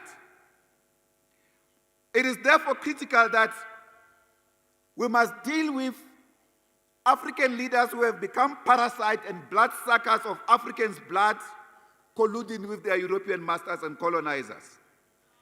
It's at the core of decolonization. When the Feast Must Fall was in session, I engaged some few students to understand, discuss with them the whole notion of decolonization, because only they could quote Frantz Fanon, and sometimes some very few will go to Nguyiwa Tiong, but they never go deeper into this notion of decolonization. But we found something, that there's not a single university on this African continent with a full faculty on African studies. Not a single one. I think Kenya has got a small a chair in the social sciences division that deals with African studies. So if you want to learn African studies, there's another one in Nigeria, also a chair. So if you want to learn African studies on this continent, you have to go to Europe, Holland particularly, England and others. They've got massive sections on African studies. So we must start here as well in the decolonization process. Again, comrades, it's important to say decolonization, if you like, in simpler terms, must necessarily involve being anti-capitalist and anti-imperialist, and the building of the elements and momentum, the capacity towards socialism in the here and now. And in doing so, it must bring in the element of people's education, which should also not be for itself, people's education for people's power. If, for instance, we go to Paul Frere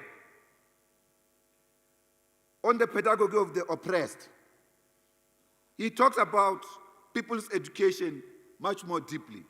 We have had an engagement in this regard, our own here. Curtis Nkondo was one of those who was leading in this front. George Mashamba, one of our major scholars in this area. Professor Nkonde as well. So it's important as well that we change the curricula and embrace the critical thinking curricula in our system. That is critical education. Otherwise, without doing so and introducing it at a very early age, we will never be able to transit to build the society that we want. Under socialism, there's no conformity in socialism. There's critical thinking. Individuals think and produce outcomes. It is not the TAP system. The teacher had spoken. The learner must just absorb what the teacher had said. The teacher also learns from the learner. Learn and teach. So this is our approach, comrade, in this regard. And therefore, we also want to say, SADTU must take the lead in this regard. For people's education, for people's power. I guess that the comrades who were singing here before I spoke, majority of them want state power, Comrade President.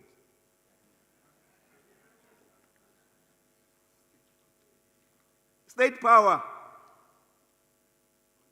should come. But state power should be buttressed on consolidating our revolution. Meaning that all of us have the primary task of building primarily a strong African National Congress. At the moment, it is the main organization that can pull South Africa together and drive a massive social transformation agenda. It doesn't say the Communist Party can't do it.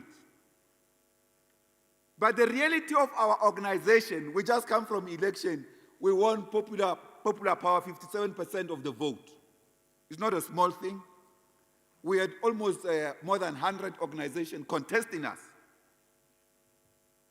So that's very important to consolidate that aspect.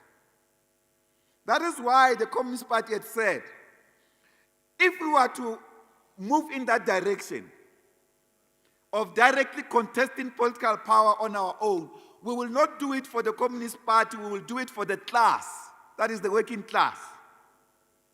We must say and analyze together, what is it that the ANC is unable to do which forces us to take this route? Can that be corrected? The president says he puts the alliance at the center of the implementation of the manifesto outcomes, which we all put together, Comrade Beg. That manifesto was drafted by us, all of us. Comrade Soli, we didn't have to agree with every comma and sentence in that manifesto, but it's all of us in the alliance that pull it together. It's only given the label of the African National Congress, but it comes from all of us. Are we able to monitor the implementation of the manifesto, say on education, as SADTU, for instance? If we are failing to do so, we must give the reasons why. If the reasons come from the ANC and it digs its heels and say it can't move further, we can then decide what to do else. But we can't start from there. That is why the Communist Party has even said, if we were to move into this direction, we will also do it through a broad front and a left popular front. Meaning that the current alliance on its own is a front. Meaning that we may have to theorize this question. We have developed a discussion document towards our Special National Congress on the front. In fact, our current Red October campaign will be based on the front. And we want to also suggest that SADTU, together with COSATU, Comrade Zingiswa, we have shared this with our comrades in COSATU in our recent bilateral, that we establish a front in the trade union sector. COSATU has launched a campaign for the retention of jobs. We have said we welcome this campaign for the retention of jobs because of our economic distress. At the same time, we want to still deepen the campaign for the living wage of workers. the campaign across federations, across unions, led by COSATU, and in the education sector, led by SADTU, to ensure that we stop casualization of labor, we stop labor brokering, we fight together for the right of workers, for their safety, health conditions, and better working conditions, better pay, and so forth. But that's COSATU and SADTU in particular in the education sector will lead this program. It's a broad front of organizations. We think in that way, we will arrive where we are going much quicker. Sometimes it takes that. The boardrooms, as Comrade Baker has indicated, sometimes don't produce what we want. Comrade Blade normally says, you will never win in the boardroom what you can't win on the streets. That is why the Communist Party is supporting fully, without reservation, this action by SASPO and COSATU on Friday against the banks. The banks are very notorious. Our country has deeply financialized, meaning that the core of the economy in our country is now residing in the financial sector. They are also the ones that are controlling the productive sector of our economy. And they've kept no less than 500 billion at the Johannesburg Stock Exchange in liquid form. What it means is that this is money that can be deployed somewhere tomorrow, that can be taken somewhere for productive development. They are sitting on it, they are speculating on it. So they want us to give ourselves and create a business government. They will never get a business government. This is a democratic government. We want it. We went to the people and put our manifesto, and they gave us a mandate. We will never change the mandate for business. It won't happen. I think it is in this regard, Comrade President, that firstly we must congratulate you for your SADTU SACCO and SADTU Bank. That's a great achievement. You have shown other unions the way to go. Other affiliates who are here, nizwile ukuthi iSADTU inebhanki yayo. Yes, Nopala Sepau. Nopala banebhanki yabo lama comrades. Yeah, yenzani yini? Ningasabi. The workers' bank. Let the workers have their own bank. Let's stop going to rely on this capitalist bank. We have also said, you have got resources, now go and contest proper to manage some of your own pension funds because you are entering this financial sphere proper as SADTU. And the Communist Party has said, in this regard, for instance, all public sector unions, we had a discussion with COSATU. We said to them, no, we're not necessarily asking permission, but we respect the federation, Comrade Zink. We said to COSATU, we have organize a meeting of public sector unions. We are going to have a meeting with them. Don't think that we are plotting against the federation. But we have got a proposal as the Communist Party. One, for instance, on the strengthening of cooperatives and cooperative banks.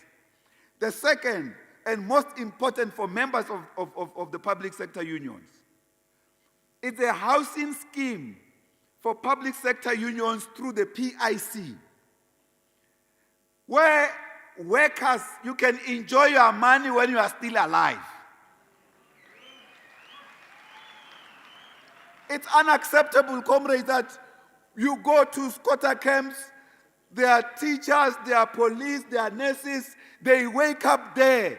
They don't have a place to stay. They live in shacks, they live in backyard rooms. When their money is with the PIC, we must release that money to the workers to build themselves their houses when they are still alive. Individuals are given big monies.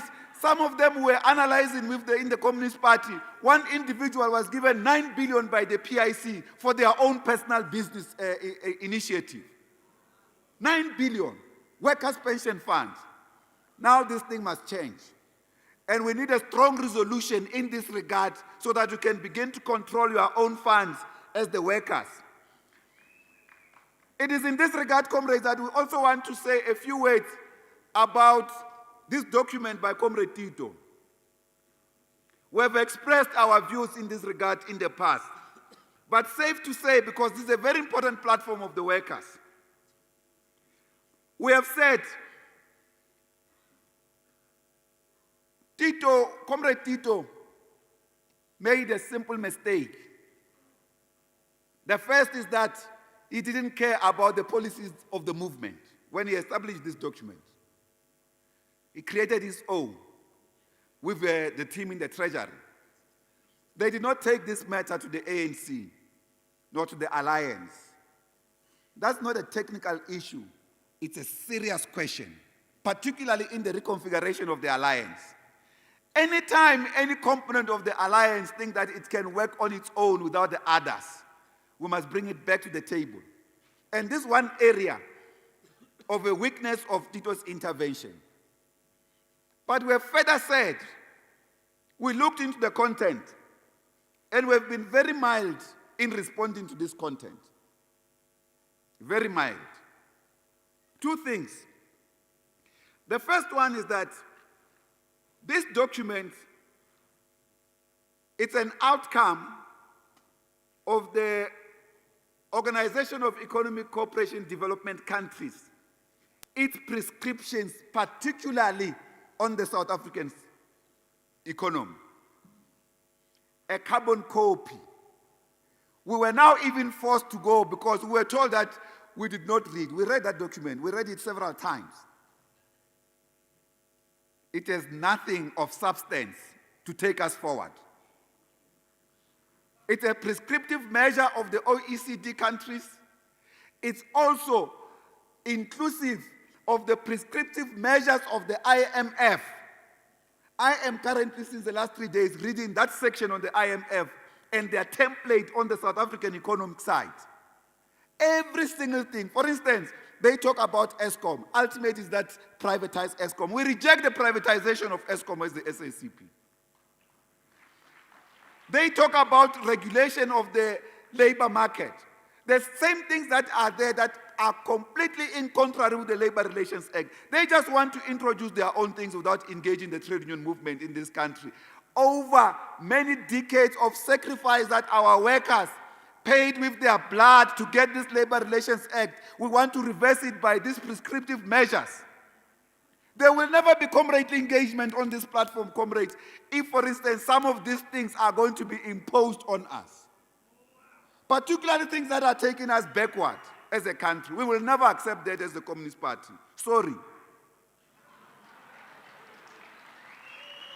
But at the same time, comrades, we have also said, because they said they gave us 2 weeks to respond. And let me tell you, these prescriptive measures from the OECD countries came, when did they come? 2017. They had full 2 years to comply them with our situation. The one from the IMF comes last year. It's been implemented today, but we are given 2 weeks to respond. We will never do that. In any case, why should we respond to Comrade Tito on policy matters as the Communist Party? We are not in alliance with the Treasury or Tito. We have deployed Tito and the comrades in the Treasury to work for our revolution. We don't account to them. We need this matter back in the platform of the alliance. And I can tell you, comrade, the president was indicating that there's NEC this weekend. Let the NEC discuss and finalize this matter without us, they will know. They will really know. We need this matter back into our hands as the alliance to take it to society. It's not a matter for the ANC alone on this matter. It's our matter. It's about our lives and the well-being of our children. So this question, comrades, Comrade President, we agree with you on the need for discussion. We are ready for discussion. Our teams have been ready for discussion. They have done everything possible. We have got a comprehensive response. We will table it at the alliance. But the first thing that we are going to do, Comrade Becky, we have already prepared for you. We have already prepared. We are printing bundles, just that we don't have enough resources. But we are printing bundles for the OECD documents, for the IMF documents. We are going to show you how those comrades are fooling us, and we will never accept it. We will take policy control directly to the alliance, and we are not apologetic about that. We are the ones that account South African population on the conduct and success or failure of government. So it is in this regard that we will not retreat in this case. On the one hand, we can never allow anti-worker propositions coming from any rank of policy making in our government, whatever economic situation we face as a country. Because a situation has been taken, we have been taken advantage of, because we are in a crisis, economic crisis. Any measure anyone will follow. No, we can't accept that. That's blackmail. Policy by blackmail, we'll never accept it. We have policies in our manifesto. Say this is what is not working in the manifesto. Say these are the problems in the implementation of the manifesto. And therefore, we are proposing the following, but bring it back to us, the drafters of the manifesto. That's where it belongs. Lastly, comrades, let me just raise 2 pointers in this question, because they also said we have made no proposals. We have put a proposal, a comprehensive one. We say we need to go back to our proposal on industrial policy, including on digital industrial strategy and innovation, and on innovation and research, as well as a development master plan. This development master plan must not be changed by one minister after the other if ministers are changed in departments.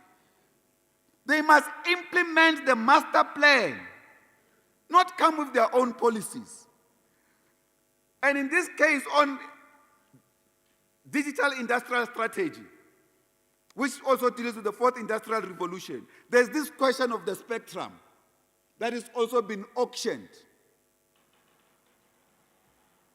There's no country in the world that says the primary consideration going forward is the fourth industrial revolution, but you sell your spectrum. The main tool that makes it possible for you to launch this particular capability. So we say no to the wholesale of our spectrum. We want to control data here. We don't want private capital to come and control data for us. Data is becoming more important. It's a new currency in development. We want it in our hand as a developing country. We have also said we want to strengthen the policy action plan in government, which the Treasury had failed to fund over the years. We have had these policies on industrial development. We are sick and tired of people coming to rehash the same thing all over again. If we go to Lukuta or any other meeting, Comrade Zingiswa, these things will come back again. Things that we have discussed over the last 3-4 years. Solutions for our country. They have been regurgitated by the same teams that are following the prescript of the IMF and the OECD companies, and we reject that. So we want to control this policy framework within the alliance. The industrial policy plan must be funded proper so it can roll out industrialization and also punish this industry that keeps money in the stock exchange to pay and punish them and have more levy if they don't actually invest in productive sector of the economy. We also want, in the same vein, the reinforcement of the National Skills Development Plan that must link up with the TVET colleges to produce proper outcome. You can't have a situation where our TVET colleges relies on what the industry will say to them. If they don't want to take children into practical programs, no one will. You have engineers here, 6 years down the line, they can't find a simple practical platform. Because private industry doesn't want. They are the main saboteurs of our economic trajectory and strategies. So we will have to confront private capital directly. And the Communist Party is not afraid of private capital. In any case, they are our strategic enemy. We have accepted democracy that we can live side by side in one country. But the day we take power, we will take that means of production into the hands of the workers. It will be as simple as that. We also want to say, comrades, we will not, as I indicated, support the privatization of Eskom. We also want the appropriate alignment of the monetary and fiscal policies with the broader microeconomic policy framework. In this regard, that's why we have called for the new mandate of the Reserve Bank to be in line with our constitution. They've been minimalist, these comrades in the Reserve Bank, for instance, the governor and his team. In fact, we need representation in that team as the working class. We have allowed it completely to the so-called economists. And they are narrow economists, they are not political economists. Political economists will understand the social cause of the crisis that we face. They won't just look at the market reaction. We have said that mandate must be appropriately expanded in order for the Reserve Bank to also play a role in economic growth, in job creation, as much as they deal with inflation. But it should not just be inflation based on what Trump and the European countries say every day, because we can't control what's happening in Europe and in the USA as South Africa. We need to control our own policies and drive them. So we have a Reserve Bank that's its mandate, it's a watchdog on inflation that it has no control of.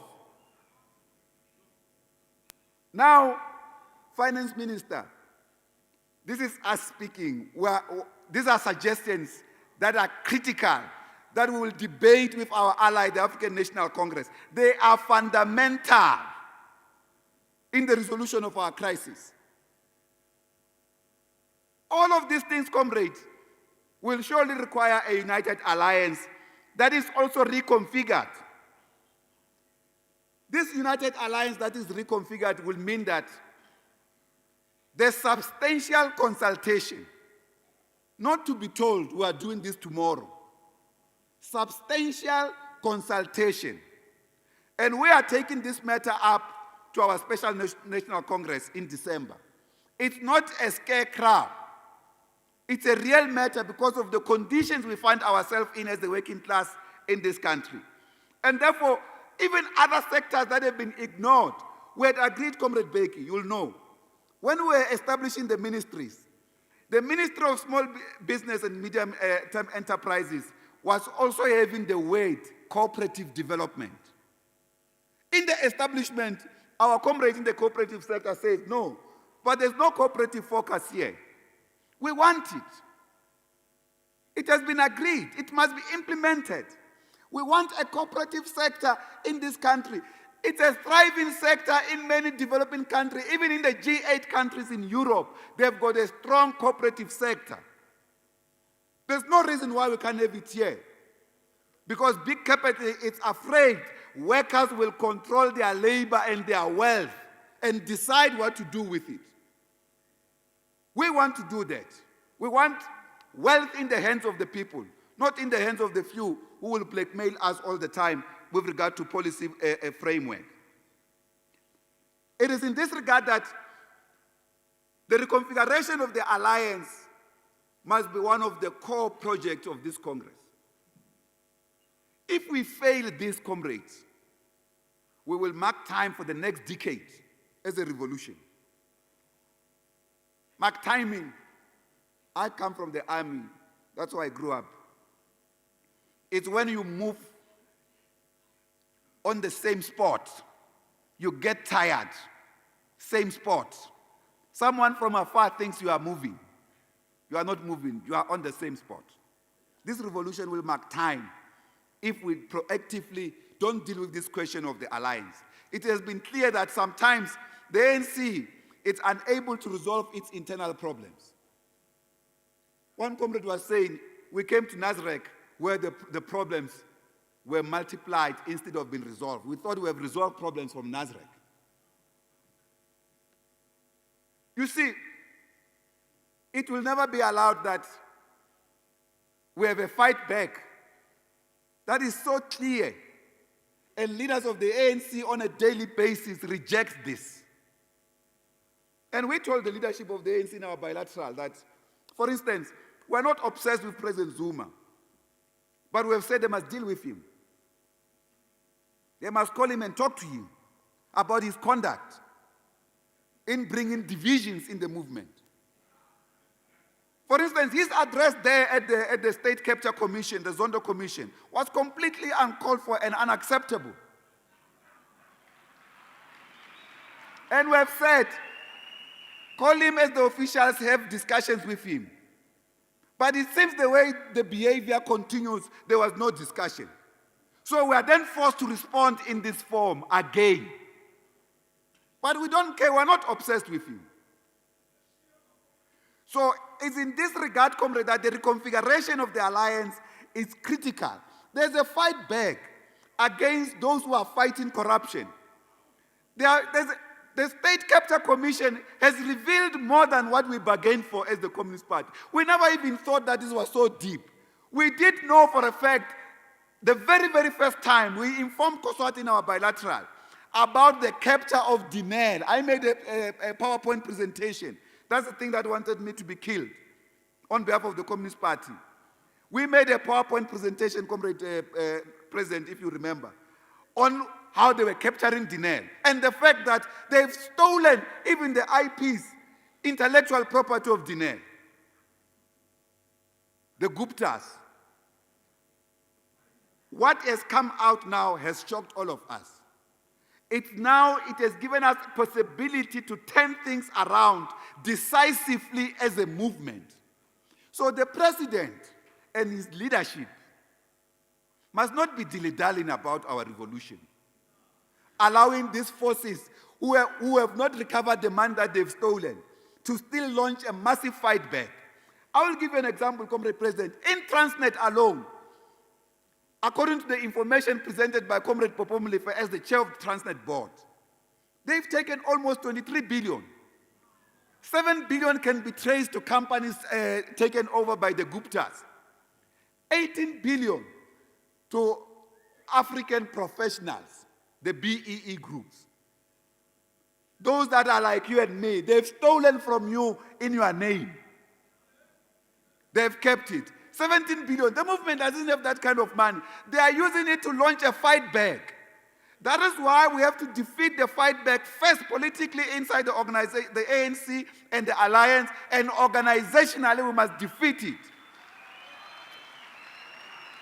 And we have launched a campaign to fight the fight back. Yes, we have launched a campaign to fight the fight back. Unfortunately, or most fortunately, our strategic ally in this case has not been the alliance component, but it has been a strategic NGO of Ahmed Kathrada, the Ahmed Kathrada Foundation. They've vilified it. It has done so well. We have said on the fight back campaign, they've become our strategic ally. But we want all of our comrades to come together so that we launch a massive fight against corruption, state capture, as well as against this fight back that is reversing our revolution. If we do not do that, we will not be able to reconfigure the alliance. Because those factions, as they are in the African National Congress, they will go and decide amongst themselves how to appease each other. Every time they appease each other, we in the working class are suffering. We should never accept that. It is in this regard that lastly we want to talk about the national health insurance. There are now proposals in Parliament, comrades, for submissions to support the national health insurance. The right-wingers in this country who do not want families to receive free and better medical health care have launched a massive campaign against the national health insurance. The working class remains idle.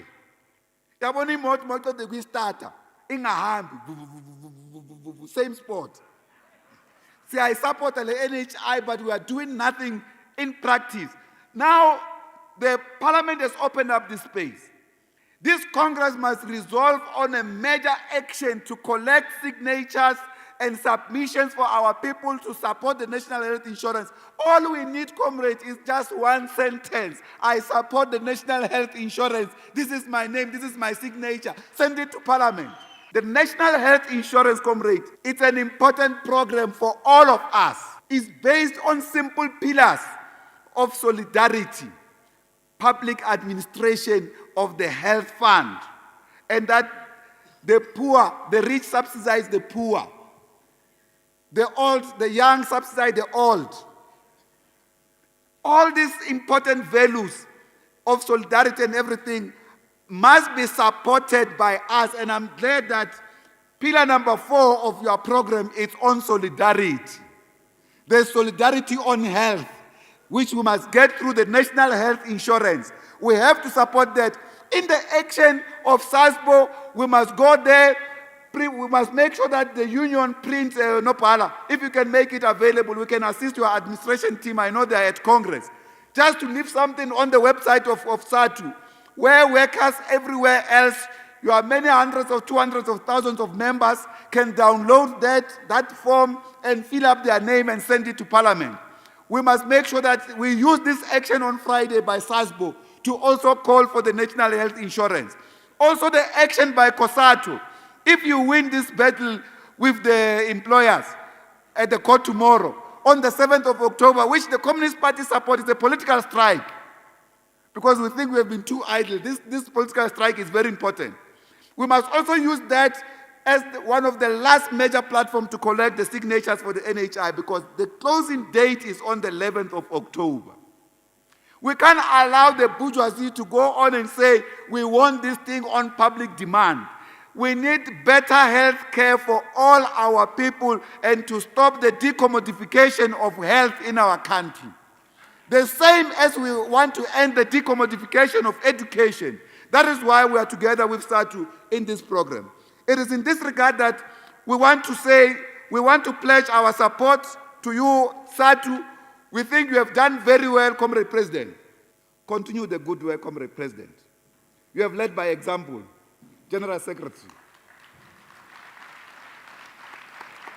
You have led by example. I've seen you even in the worst of conditions, but you were there. You have been attacked left, right, and center. You stood the platform to defend these workers. We want you to sustain that. We just want to add the element of political education. We need proper joint political education program between the Communist Party and SADTU, as well as to train our young people in COSAS, in SASCO, and the Young Communist League through the platform of political education with SADTU. In this regard, we want to wish you well in your Congress and to say, SADTU, stay strong and grow much bigger and stronger to fulfill the dream of socialism in our country. Amandla! Forward to socialism, forward! Thank you very much. Comrade President, it's always very humbling. I feel very humbled and favored today since this revolutionary union was founded. I only arrived last night from Korea to attend a very powerful and very important conference on brain science, education, and learning, and making the connections between learning and the brain and translating research to improve learning. The researchers came from Europe and East Europe only. There was no thought from Africa on this very important development in education, which we have to pay attention to. As cases of murder, rape, women and child abuse rise, we still have to grapple with basic things around rape, around violence. So needless to say that even the depth of violence that accompanies this depravity is actually sickening. And we must agree, especially us as educators who claim to be at the forefront of forming character, that something must give. Because the scourge of gender-based violence is an affront of our common humanity. It threatens to eclipse our attempts to restore key state institutions following years of state capture and all other challenges. So today, President, through you, I'm making a clarion call to all of us, men and women, to make sure that indeed we can save our country from this scourge. Moving forward 29 years down the line, I have to ask SADTU again to say, please again, continue to be the beacon of hope and take us to the 4th Industrial Revolution. Comrade Chairperson, I'm happy to announce that as a sector, indeed we are ready for skills of the future and all the challenges that it brings before us. I say today, do not fear the road ahead. For we shall, or I don't fear the way ahead, because I know we shall walk together side by side as we march again to the next victory. And I'm happy that since 1984, we have traveled the road of transformation together, and I believe no one can stop us. As a revolutionary union, you have bargained robustly and lobbied for your policy proposals fiercely, and today I can say all your sheer hard work and grit have not been in vain, and we both benefited also from the engagement, robust and difficult. According to the 25 years review of progress in the education sector, it emerges that this ANC-led government has over the 25 years delivered on the Freedom Charter clarion to open the doors of learning for all. And one important achievement in the recent years is that fewer children are entering school late. Statistics show that the percentage of 7-year-olds surveyed in the General Household Survey who have completed grade 1 has increased to 64%. One of the other areas, especially from SADS, is also about the bursary scheme that we're giving. But it's important for us to ensure that as we speak about new programs, we grow our own timber. So that with the little money that government is giving towards teacher development, we have together to say, in which direction do we redirect the resources to make sure that we can grow our own timber in the different areas. And also in the area of teacher development, it's again in areas where we see ourselves as one of the most crucial partners in terms of guidance and counsel, and say, how do we strengthen our teacher development framework? And how do we further continue to professionalize our sector teaching? As we work together around the areas of curriculum, around the areas of priority that we have identified as the 6th democratic administration, but also around the area of teacher development and increasing or strengthening the teacher framework, what are the things that we do more? At our first CEM meeting under the 6th administration chair on this term, we agreed to focus on the implementation and heightened levels of service delivery and accountability. Therefore, we have convened the Council of Education Minister in July and resolved henceforth that there's no need to overhaul the entire architecture of the basic education system. That we've agreed that there's no case or no basis for it. But as educationists, you also know that we're not about to introduce a new curriculum, but as you all know, any curriculum where the paper it is written on remains a dynamic document, meaning only amendments occasioned by new developments will be considered. Instead, our focus is on the re-engineering of the sector to cement the narrative of a system on the rise. It is all about faster, smarter, and to build into service delivery ecosystem for better quality and best value in our basic education system. As a sector, we have identified 11 focus areas as strategic levers for the 2019-2024 medium-term strategic framework. Priority number 1, we have identified the challenges of improving the foundational skills of literacy and numeracy, especially reading for meaning. And we have developed a national reading framework, which will be consulting again, getting counsel from yourselves on approaches on how to teach reading in the different languages and in African languages in particular. And we will encourage schools, parents, and communities in the targeted areas to actively participate in the reading movement to establish a reading culture. We will actively establish partnerships and raise funds to support the reading program. We have developed reading norms to deepen and strengthen the existing curriculum delivery and building on DBE norms already used in different languages. On priority number 2, which is immediate implementation of curriculum focusing on skills and competencies of a changing world, that's why I'm calling again upon SADTU to really lead us towards this 4th industrial revolution. It must take into account the disruptive brought by the 4th industrial revolution, as well as the introduction of entrepreneurship and schools of specialization or focus schools. We have begun the process of strengthening our curriculum by introducing new and existing subjects, such as aviation studies, maritime and coding studies. Priority number 4 is dealing decisively with quality and efficiency through the implementation standardized assessment to reduce failure, repetition, and dropout rates. Also working on the introduction of multiple qualifications, such as a general education certificate before the grade 12 exit qualifications. The NDP aims for a world-class assessment system involving reliable measures of learning for every primary school. And priority number 5 is to eliminate the digital divide by ensuring that within 6 years, all schools and education offices have access to internet and free data. By the end of 2019, we will complete and digitize CAT and IT grade 10 to 12 state-owned textbooks, assess 10% of the special schools for connectivity and ICT infrastructure deployment, assess another further 10% of special schools for connectivity and ICT infrastructure, deploy and provide 100 schools with e-library solutions before the end of this year. On priority number 6, which for me is also an exciting but also a daunting task that is confronting us, which is the urgent implementation of the 2 years of ECD before grade 1. The system function shift to the responsibility of ECD from Department of Social Development to DBE has begun. As I said, we've already established work streams on different areas that need attention, and we will be updating yourselves through the ongoing bilaterals that we have with the union on what is the progress that we're doing around ECD.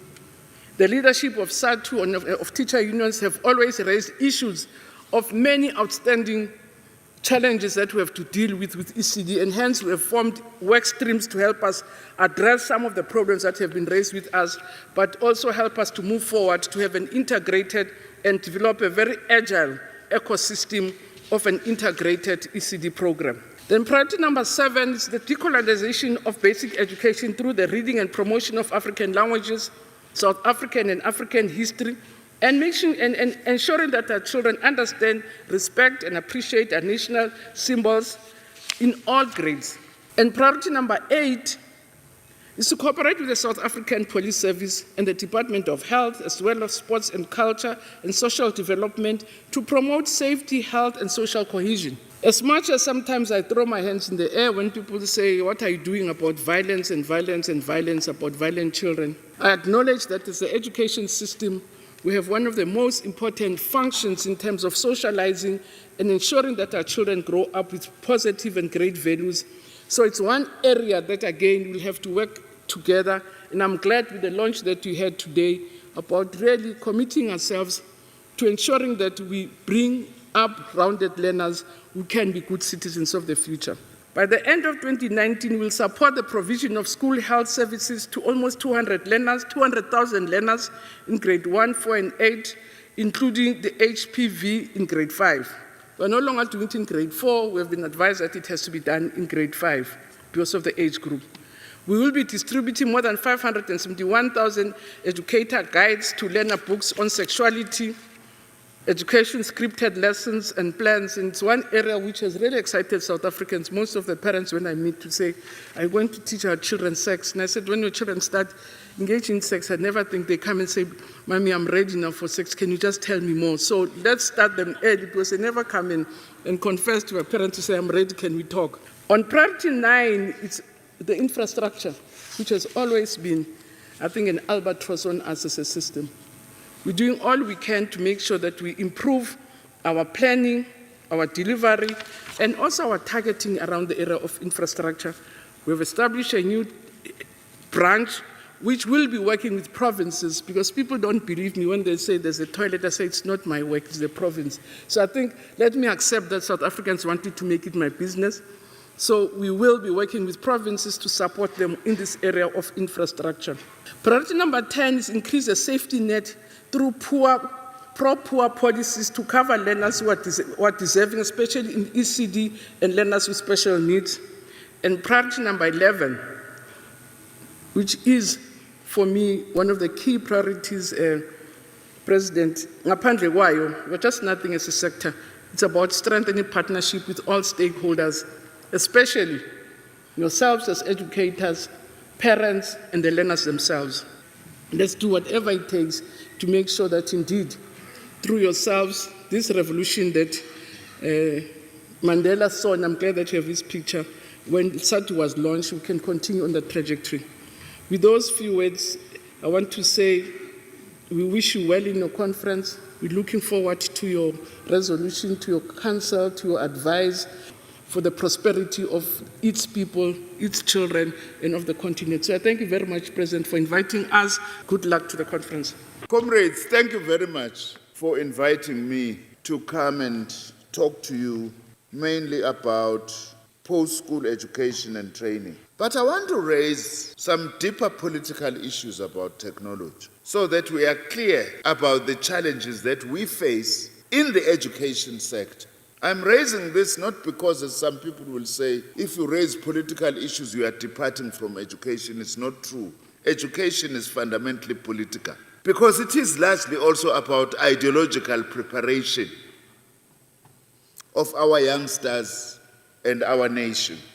The fourth industrial revolution is already in many ways upon us, characterized by artificial intelligence, robotics,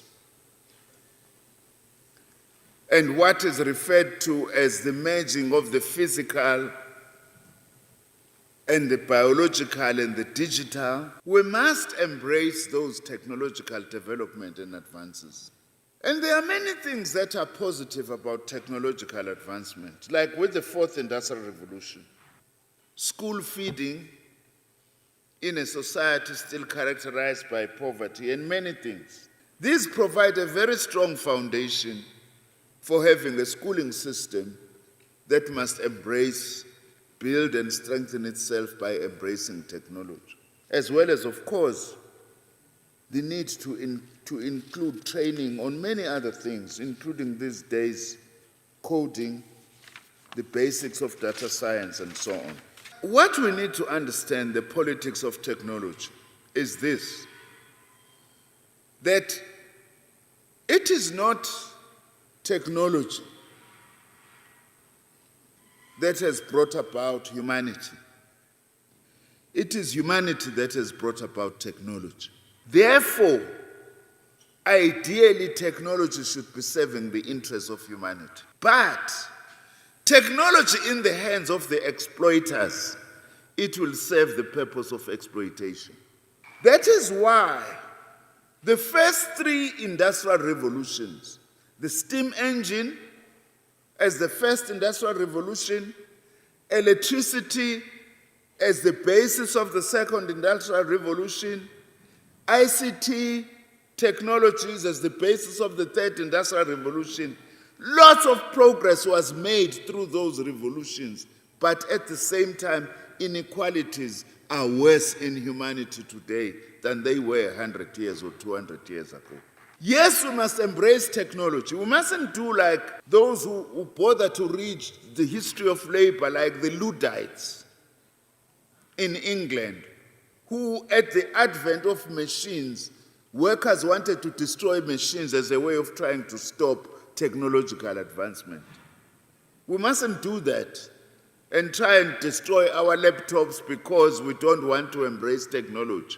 We must embrace technology, but we must understand in whose hands is that technology and whose objective it is serving.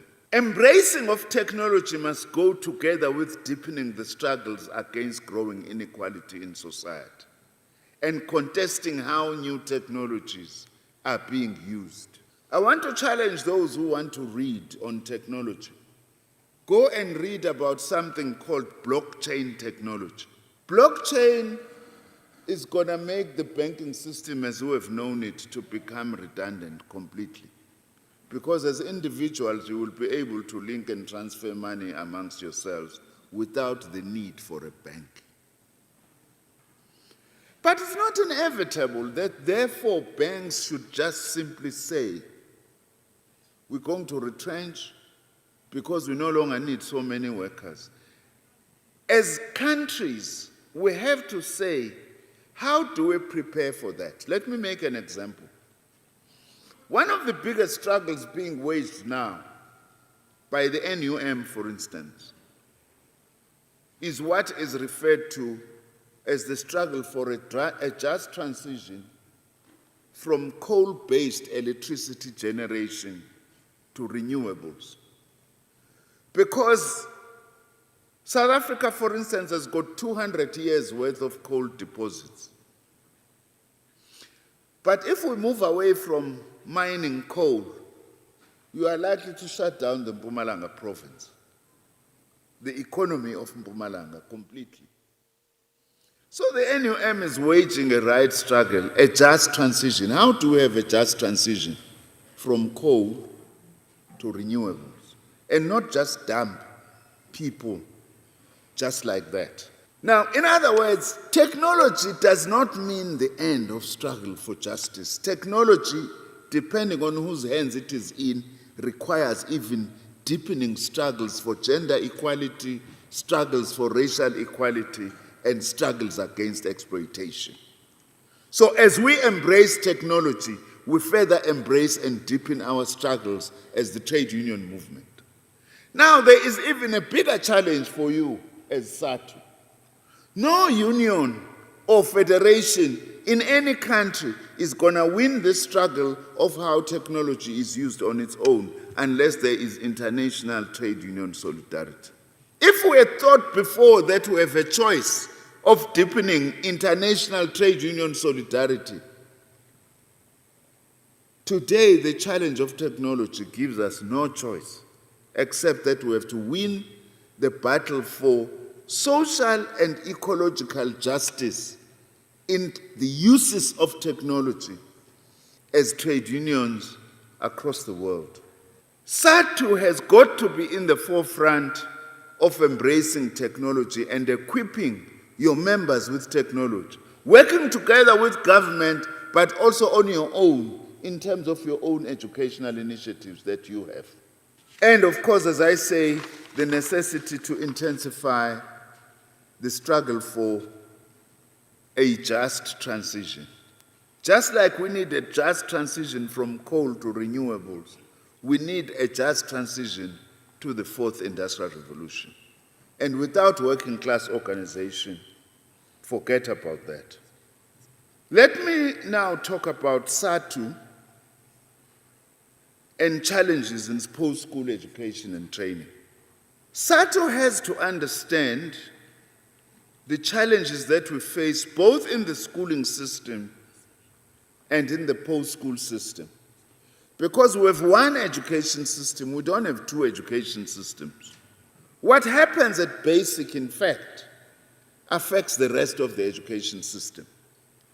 As we know, if you don't get the RAEOU right, it will show when you actually access a college and university that your RAEOU foundation was not as strong as it was supposed to be. Post-school education is as important as schooling, as I'm illustrating. And what many people do not realize is that there is a huge need for post-school education in South Africa than we sometimes realize. For instance, we've defined the task of our department as that of providing educational opportunities and skills to all those who have left school and are unlikely to go back to school, including those who have never been to school. Now, there's millions of South Africans we are talking about. Sometimes the disadvantage we have is that when we think of post-school, we only tend to think about university education. That's wrong, it's incorrect. In fact, university education is a very small component of post-school education in South Africa. Let me give you a concrete example. Figures. We have 1.1 million university students in South Africa today. Of course, it's massive growth. It's very impressive. Without the ANC government, we would not have reached this 1.1 million university students, the majority of whom today, by the way, are women and black at our universities. Huge achievement.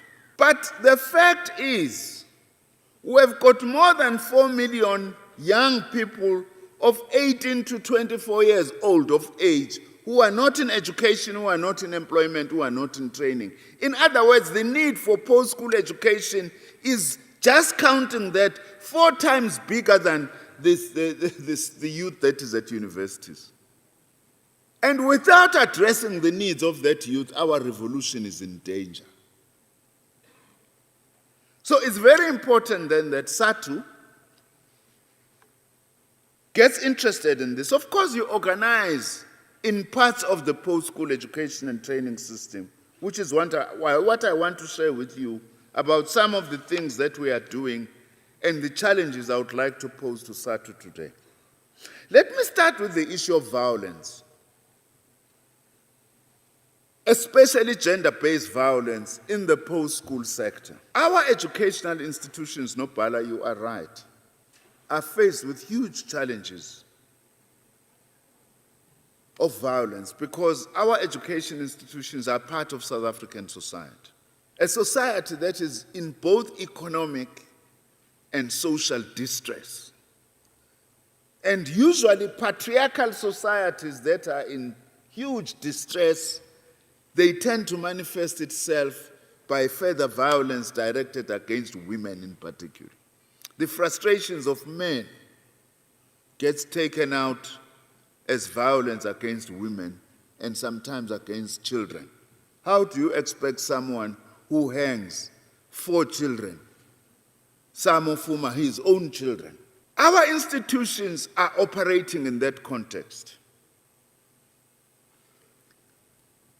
What is it that we have done? My predecessor, Comrade Naledi Pandor, set up a task team for universities to deal with the issue of gender-based violence. What we are trying to sort out now is representativity in that team, because it was largely made up of people drawn from your former white universities only. So we're correcting that to include your historically disadvantaged institutions. But it's also very clear that it's not enough to just focus on universities. We also have to focus on our TVET colleges, because we are facing a similar problem, especially on gender-based violence. Which means, therefore, one of the key challenges that we have in the education sector is the challenge of mainstreaming the point that Minister Motshekga was talking about, gender education, into all of our education system. Right from the schooling system to post-school education and training system, we must mainstream gender education. In the post-school system, we face problems of male lecturers who want to sleep with women students in order to pass them. Ishiman, ovuka bavali. Abase KZN bayazi, kutiphi KZN? Yes, you know exactly what I mean. You will interpret ukuthi obani ovuka uvali. Now, much as we say gender-based violence is a reflection of what is happening in broader society, but issues of gender inequality are embedded in our very own educational institutions, and therefore we must wage the struggle inside there. So we must extend, I intend to extend, mechanisms of dealing with this matter to TVET colleges and to community education and training colleges. And I hope SADTU will join us on this, President, as is always the case. Anyway, SADTU, union, majority yakhona omama. Yes, that's a fact. Majority omama kuSADTU, othisha bakithi omama, iningi labo. So we expect SADTU to be in the forefront of this battle. Let me come now specifically to TVET colleges. That's just to share with you some of the things that we are doing of late and where also we can partner with SADTU. Some people have said, the title of your ministry now no longer talks about training. Does it mean that TVET colleges are becoming less important? I want to say to SADTU today, no. In fact, TVET colleges remains one of the major priorities of this department at this point in time. TVET colleges, by the way, they have about 790,000 students.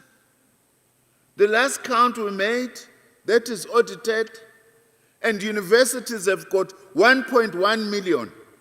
By right, we should be having 3 times more TVET college students than university students. We have 1.1 million university students. We should at least be having 3.3 million students who are in TVET colleges. We are very pleased on our side to show that we are one education system, that Comrade Angie is leading an effort to diversify a curriculum and choices in the school system in order to overcome the problem we've had, that we've had an academically oriented education system, which says unless you go to university, awufundile, which is wrong. In fact, when I say this, people must not misinterpret it. My own estimation is that about half of students who are at university are not supposed to have started at university. Yes, that's a fact. It's not a negative statement. That is why 40% of our first-year students, they fail at university. 40%. Which begins to tell us that we do need to correct this part, and opening up the vocational and occupational route of both schooling and post-schooling becomes important. So we can't say TVET is not a priority when in fact we have got this anomalous situation in our country. We have skills shortage on the one hand, and we have got high levels of young people who are sitting at home doing nothing. So TVET colleges are very important. We need to expand this sector. And together with SADTU, we must campaign for the expansion and better funding of the TVET college sector. We are at the same time now developing, in fact we have developed dedicated TVET college lecturer training. Because there's a mistake also that we've made in the past, by the way. School teachers are not TVET college lecturers. Both are important, but for different sectors. School teachers are very important for schools. TVET college lecturers are very important for TVETs. This thing, what if you want, I can just leave school and go and apply and be a lecturer at a TVET college, is a problem. Yes, it is a problem. Because the two things are not exactly the same. We must have dedicated training. Of course, there is common methodology. I know President uzongitshela lokho. There is common teaching methodology. I know that. Pedagogics.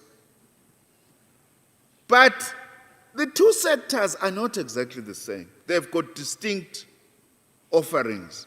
And that is why we are now saying to the universities, help us to train TVET college lecturers. There is a lot that we are improving in the TVET colleges. It's not moving as fast as we like, but the most critical thing with TVET colleges is workplace experience. That is why you can't have a TVET college lecturer who is teaching public relations, but has never been to a public relations department in his or her life. We want to change that. That is why I am saying the two types of educators are different. We want now to create a situation, form relations with companies, such that motor mechanics, students who are being trained to be motor mechanics, are fixing cars that are on the road. Ontangabetula, there aren't many of them. Minister Motshekga also was feeling bad about exposing that the situation is exposing her own age. But you can't be teaching, you can't be teaching a motor mechanic how to fix a Valiant. The majority here, they don't even know what a Valiant is, President. Tinage, we know Valiant. Awusekho Valiant. But we still have curricula that is teaching motor mechanics and theory on things that are not there. That is why we changed from FETs to TVET colleges. Because we felt FETs were glorified schools. They were not meaning or addressing the issue of skills that we wanted to provide. That is why even TVET college principals now, one of their challenges is to forge a relationship with industry. If we are deep in the rural areas, there is no industry. There must be a municipality, there must be a police station. Forge a relationship with that so that some of those students can get some minimum workplace exposure. That is what we are working with, and we want SADTU to support us. But also we've got expectations where SADTU is. I want to say this. Where SADTU is organized, there must be teaching and learning. You can complain and say, well, sometimes government doesn't provide A, B, C. Fine, we can discuss those things. But here is what we want to say about university education, comrades, apart from the numbers that I gave you.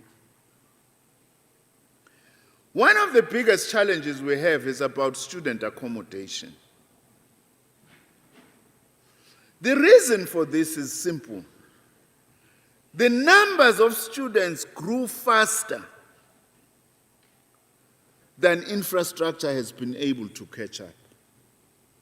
But at the moment, government has set aside several billion rands so that over the next 10 years, we are able to have said we have at least resolved the issue of student accommodation. By the way, resolving student accommodation means providing accommodation for 80% of university students, because there is always a 20% which doesn't need university accommodation.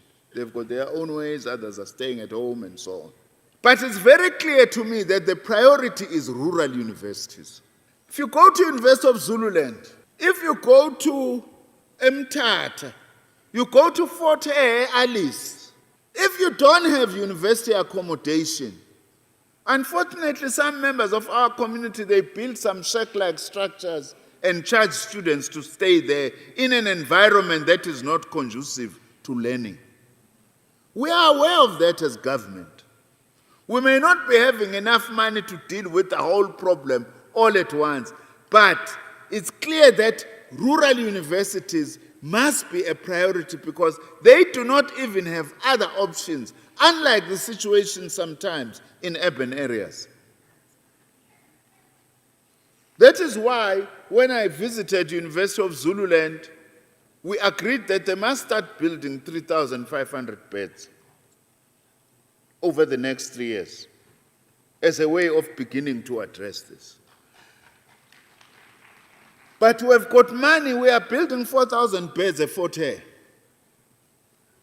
So these rural universities, President, to me are going to be my priority.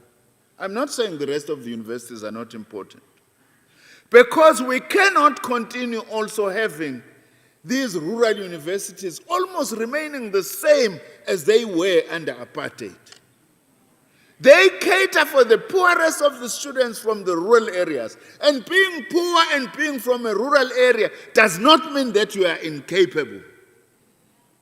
Therefore, one of the biggest struggles, which I hope SADTU will support me and others to wage, is to actually raise the level and the standard of our universities in rural areas. NDP says by 2030 we must be having 1.6 million university students. We are at 1.1 now. 500,000 students in 10 years is a steep call, comrades. It's not an easy thing to do. That is why one of the things my department is seriously exploring is to expand online and distance education as well as after-hours university offerings. Also, in order to cater for your members, SADTU, kufanele uthisha ofuna ukuqhubeka e-university aye esikoleni ekuseni ngo-4 ayongena eklasini uma efuna ukuyifundisa aqhubeke afunde. That is also what we want to do. We know there are many problems of NSFAS. I know even now, if I go out here, a couple of delegates are going to come, hey, but there's no problem on NSFAS. Please raise all problems that you may have with your office bearers and to bring those problems to us, because we are prioritizing dealing with problems of NSFAS. The last two areas that I want to touch upon.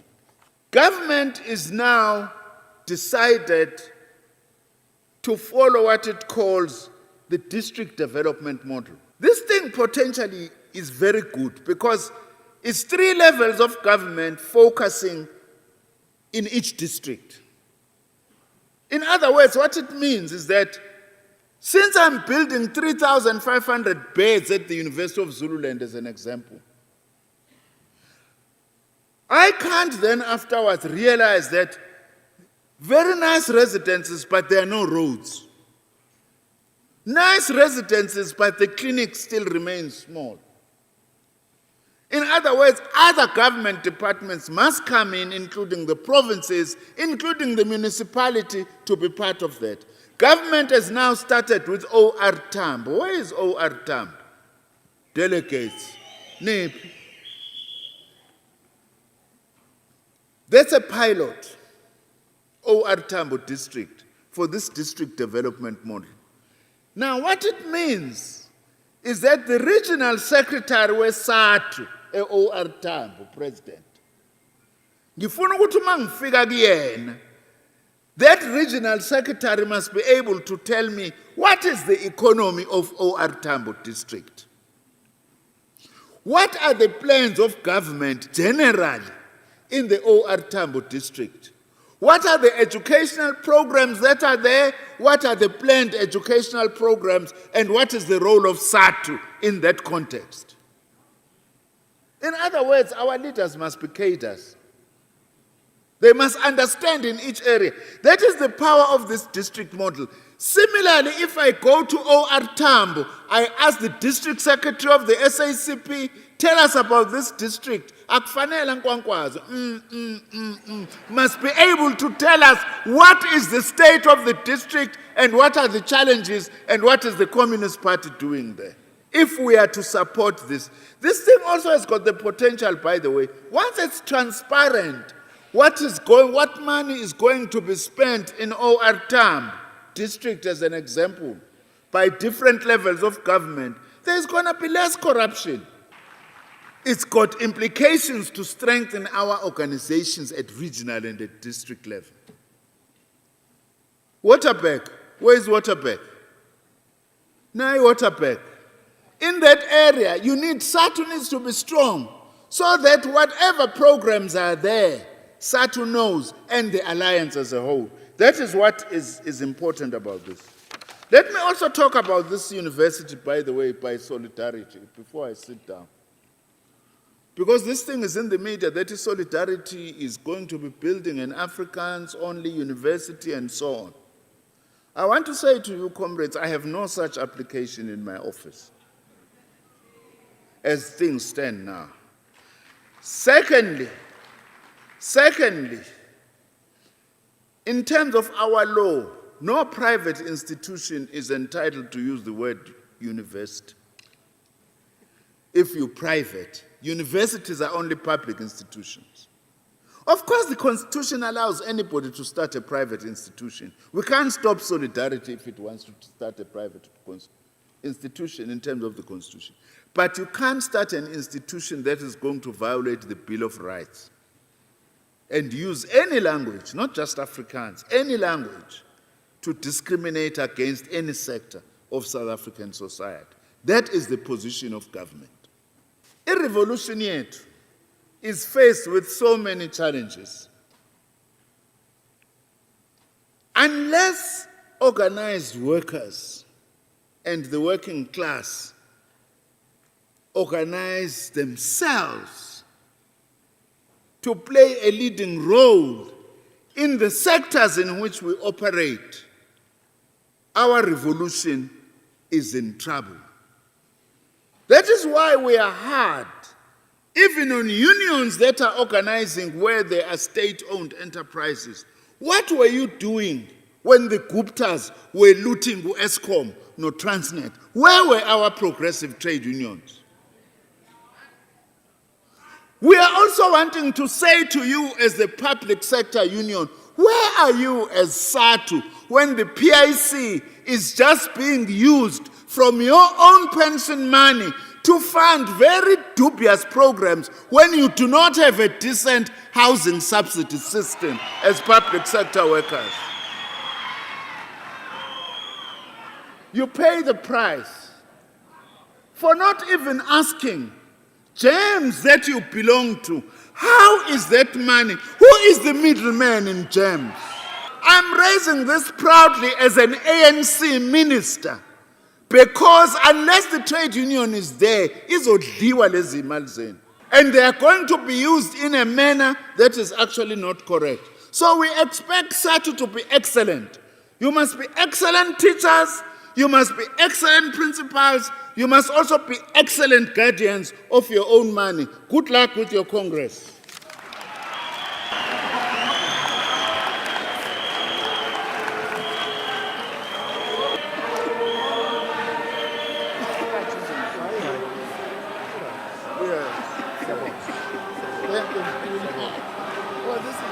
Comrade Philip Abraham is the Secretary General of the New York State United Teachers in the United States. In 2017, he was then elected to be the Vice President for American Federation of Teachers. It's one of the biggest unions in America, but also one of the biggest unions in EI with 1.7 million teachers from all levels. As you can see, his bio, mostly in higher education, and they organize everyone. Like our president was saying, if you have the ECD, why are you not making sure that they are also represented? The AFT has a very clear position on that. The AFT has got nurses in them, and therefore they are all represented, and they are working together. So we want to welcome Comrade Philip. You will read the bio there. He has been a negotiator, chief negotiator, which means having to work more hours than any other person when you are a negotiator, because first and foremost, it's not what happens in the boardroom first. It's what you study. It is what you engage the organization, and so that you are able to understand and interpret the mandate correctly. So many people believe that when you are a negotiator, you just carry this mandate coming from a structure and you go in there. That does not work like that. You've got to go and do more research, understand, and begin to understand how you are going to deal with the other forces that are there. So, Comrade Philippe, this as the South African Democratic Teachers Union, your sister unions, we have worked with PET for a very long time, and other comrades from the AFT in the CDC. We pride ourselves that we have got a moving clinic. I hope you have seen it, Pat. It's as a result of the relationship that we have had with the AFT that facilitated that we get that assistance for us to be here. Welcome in South Africa, and then over to you. Comrade President. Malibongwe. Igama lamakhosikazi. Wathinta abafazi.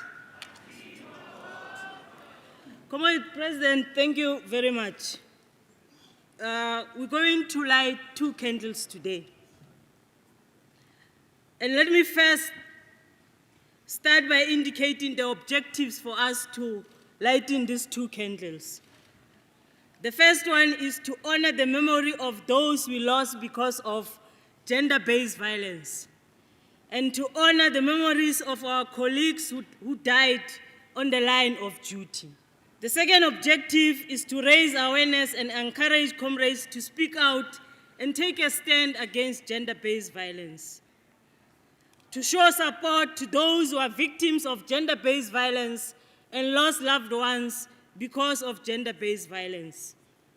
The last one, which is the second candle, is to honor the memory of those we lost because of AIDS, and to show support to those infected and affected by HIV and AIDS. The first candle that we're going to light would be the red candle, dedicated to those who are infected and affected by HIV and AIDS. This candle represents love to those who are infected and affected by HIV and AIDS. Let's show and give them love, because some of them is the only thing they need. Let's rekindle hope and faith in their life. Comrades, let's live our lives responsibly.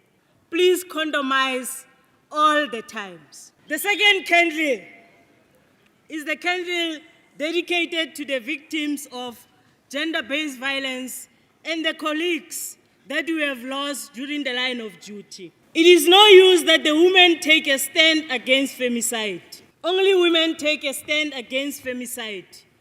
You don't have to be black to fight racism. You don't have to be a homosexual to fight homophobia. Nor do you have to be living with disabilities to fight for the rights of people living with disabilities. You don't have to be a woman to fight for equality and women's rights. Let's join hands, men and women, and fight the scourge that is destroying our future. The second thing that we want to bring to the attention of Congress is the abuse of our children in our schools. The future of girls and boys can't be destroyed by us who are entrusted with the responsibility to educate and take care of them. No sensible man or woman can have sex with his or her own child. Not even animals do that. Let's protect our children, especially girl children, from sexual abuse. Comrades, let's stand up as a union and say no to relationships between learners and educators. Let's say no to corporal punishment. Violence breeds violence. Let's expose those amongst us who are turning our children into sex objects. We need an army of men and women to raise sons, to see women as equals and partners. As we raise boys, we must teach them about respect, responsibility, and equality. Let us teach them that a no is a no, even if it comes from your partner. Let's teach them that there's more to a woman than her body and looks. Equally, let's teach girls that their bodies are the precious assets and they belong to them, and nobody has a right to them except themselves. They must know that it is very expensive and can't be quantified by money. They must never find themselves in a position where they auction their bodies to the highest bidder. Let's teach them self-love. When an innocent child gets hit in a crossfire and her lifeless body is found still with her skipping rope or still in her uniform full of blood, we all need to look at ourselves and say, enough is enough. Let's take a stand against gender-based violence. We are saying no to sexual harassment of our learners at schools and at universities. We say no to human trafficking of our children. We say no to the abuse and killing of our teachers. Teachers are an asset to the nation, and they must be protected. Please allow them to do their duty without any harassment. Enough is enough. I'll light the two candles. Thank you, President. My name is Ncedisa Mtenjwa from the Elections Agency. We have been asked by the National Executive Committee of SADTU to facilitate the elections for the national office bearers. Comrades, as you are aware, you will be electing your 8 NEC members, that is your president, your deputy president, your general secretary, your deputy general secretary, your treasurer, your vice president for education, your vice president for gender, and your vice president for arts, sports, and culture. Nominations will be officially opened today, but they'll be opened by the NEC. You will collect nomination forms from the Elections Agency desk. We'll try and set up on my extreme left-hand side, somewhere there, but will be clearly visible. That's where we propose that provinces, on behalf of branches, will come and collect the nomination forms for their respective branches. So we ask the provincial reps, the designated provincial reps, to come and collect the nominations once nominations have been officially opened.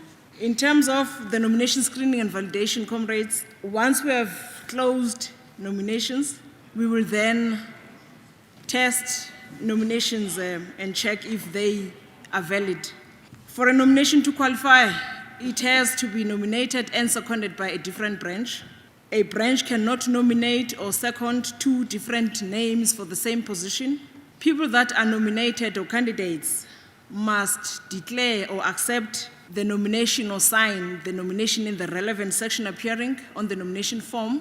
If those people that are being nominated are not here, they must then at least have a letter accepting the nomination for that particular position. We propose that when accepting nomination, candidates declare that they are not prohibited to stand for a particular position as per your provisions of your constitution.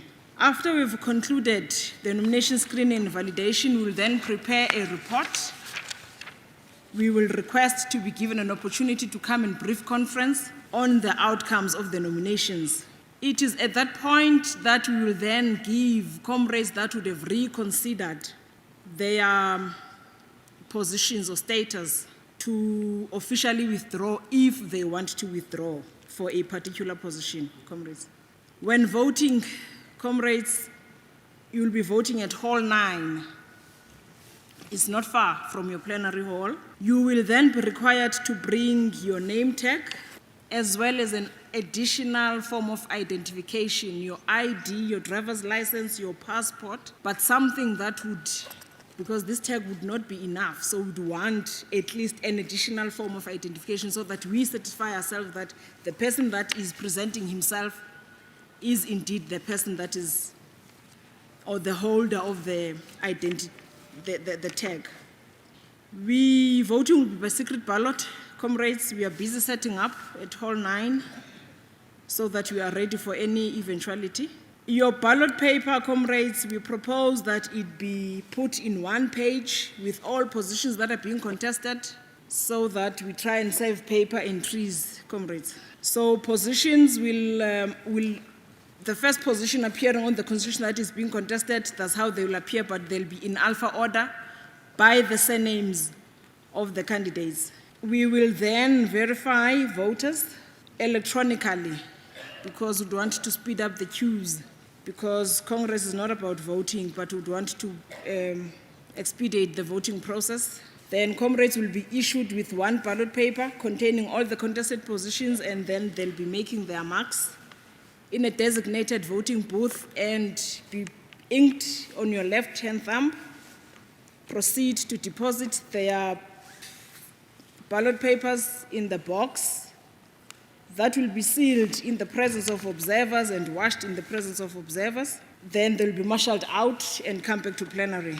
We also request to have observers present and would like to propose to the NEC that it will be better if you have provincial reps, but that is a Congress decision, of course. We are just advising. If there are any complaints during the election process, candidates are free to raise those objections or dissatisfaction so that we can effectively deal with them. I will now hand over to the chairperson of the session, who will then facilitate when nominations will open and when nominations will close. Comrades, thank you. Would want to move the motion as provided for in clause 15, 1 to 1B in particular, that provides that the National Executive Committee shall open the nominations, and therefore the plenary will have the authority and the power to decide when the nomination shall be closed. So we want to move motion 5 as put on the board or on the screen for adoption for Congress, that we are opening the nominations at 13 hours on the 25th of September 2019. The nomination shall be opened from 13 hours today, 25th September 2019, Comrade President, in terms of the Constitution. Comrades, the issue of an ID. Delegates that do not have IDs now, we will then request that the provincial reps that would be part of the observers vouch for them that indeed they are the people that they claim to be, or so it won't be it's not a train smash, but we'd like at least that somebody vouches to say, indeed, this is Ncedisa Mtenjwa voting, much as we'll see the picture. Are we clear, comrades? You won't be turned away if you don't have an additional form of identification. But we'll then request your provincial rep at least to vouch for you, to say, I know this person comes from this particular branch and is indeed a voting delegate, an accredited voting delegate to the Congress. Thank you. Thanks, Comrade President. Would like to give the finance report as part of the Secretariat report. In terms of the forward, Comrade President, we are merely giving Congress an assurance of the role that has been played by the National Executive Committee and the processes that, as the finance section of the Union, that we have gone through to ensure that we have complied with all the legislation that we are accosted with. And we're also reporting in terms of the processes that we have followed to ensure that we were in line with the Registrar of Trade Unions. In that, we have ensured that we have submitted our audited annual financial statements on an annual basis to them, complying with the laws that are there. In terms of our introduction, we are merely giving you a synopsis of the economic situation of the country, such that as part of the contribution that it has done to our union's finances. Now, why are we giving you the synopsis? It is simply because that is where we as members of SADTU draw from the economic situation of the country. That is where we are also participating as the working class in South Africa.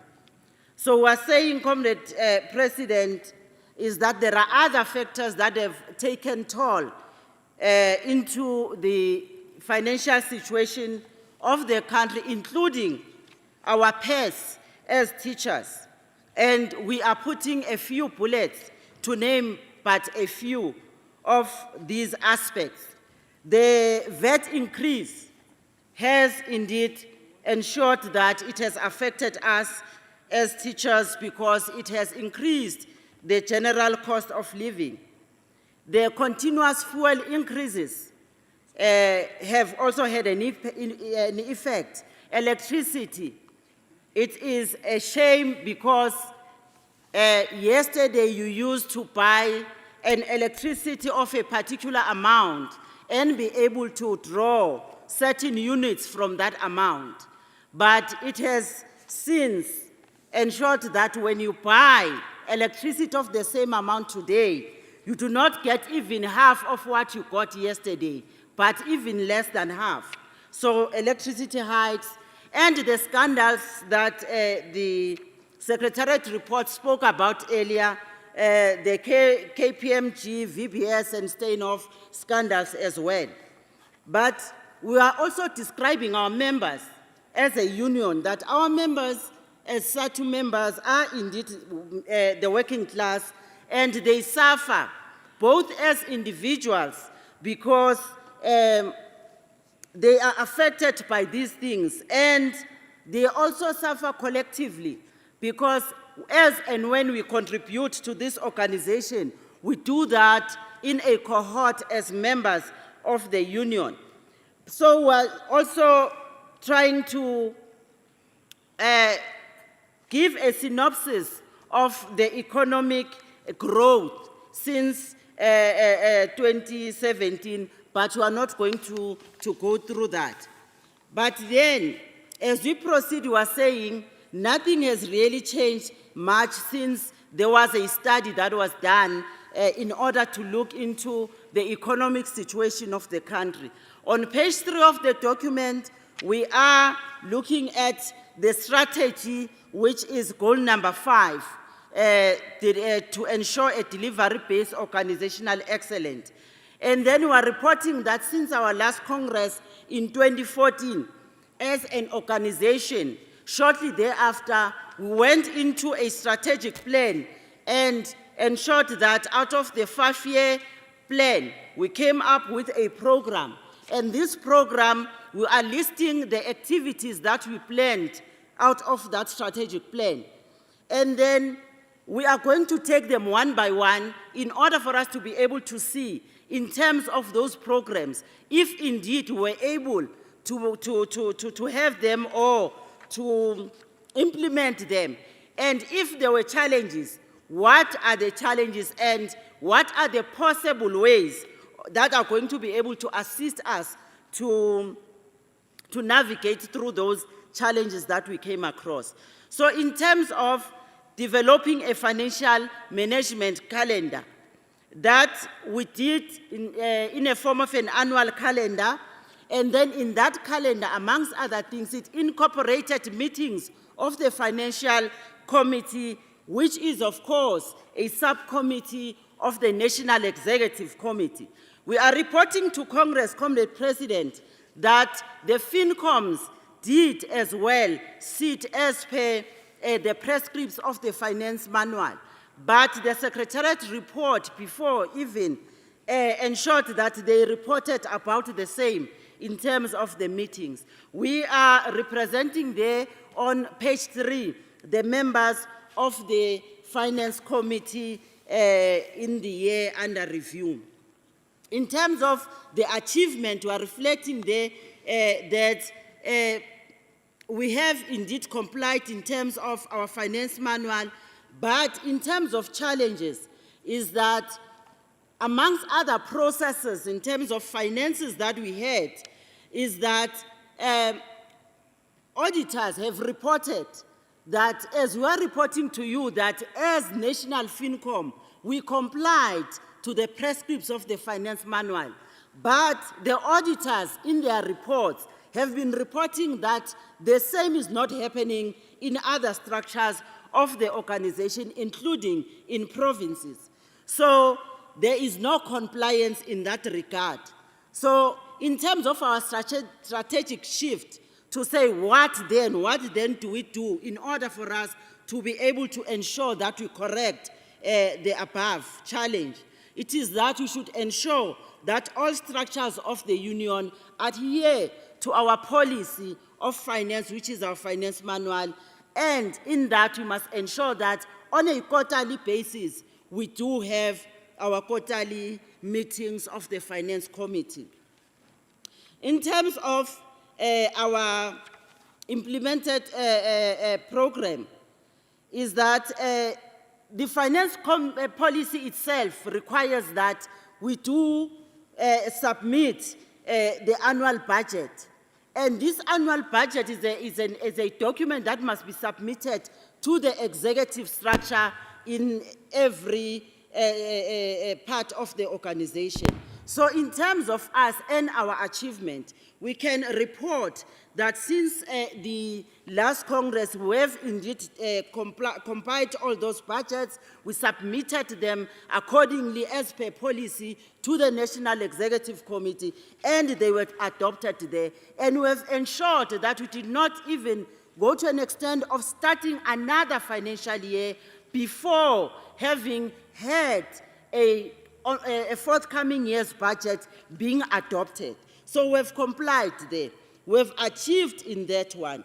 But in terms of challenges, we've noted that in all levels of the organization, including starting from national up until to branches, there is indeed poor monitoring of the budget.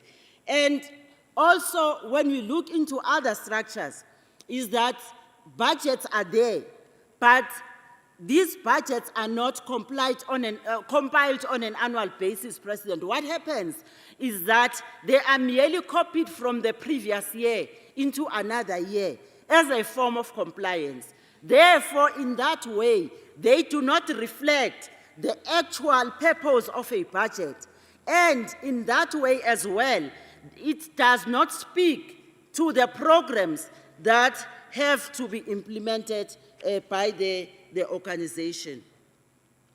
So, in terms of others, is that our strategic shift on this one, how do we then begin to rectify the above as challenges, is that we must ensure that on an annual basis, after each and every financial year, we must draw a variance statement. The variance statement will be the statement that is going to be saying, for this financial year, we had planned that we are going to have so many programs. And these are the programs that we managed to hold or to implement. And these are the programs that we managed not to achieve. So we must be able to report on an annual basis in terms of our achievements and for those programs that we're not able to achieve. So that is going to be able to guide us as an organization as we proceed to say last year we did not manage to focus on this program, we left it out for particular reasons. But moving forward, let's come out and devise a plan as a structure to say how do we then begin to ensure that we implement some programs moving forward. The following page on program 3, that one of creating bookkeeping capacity for SADTU financial practitioners. The Secretariat report has spoken to the same.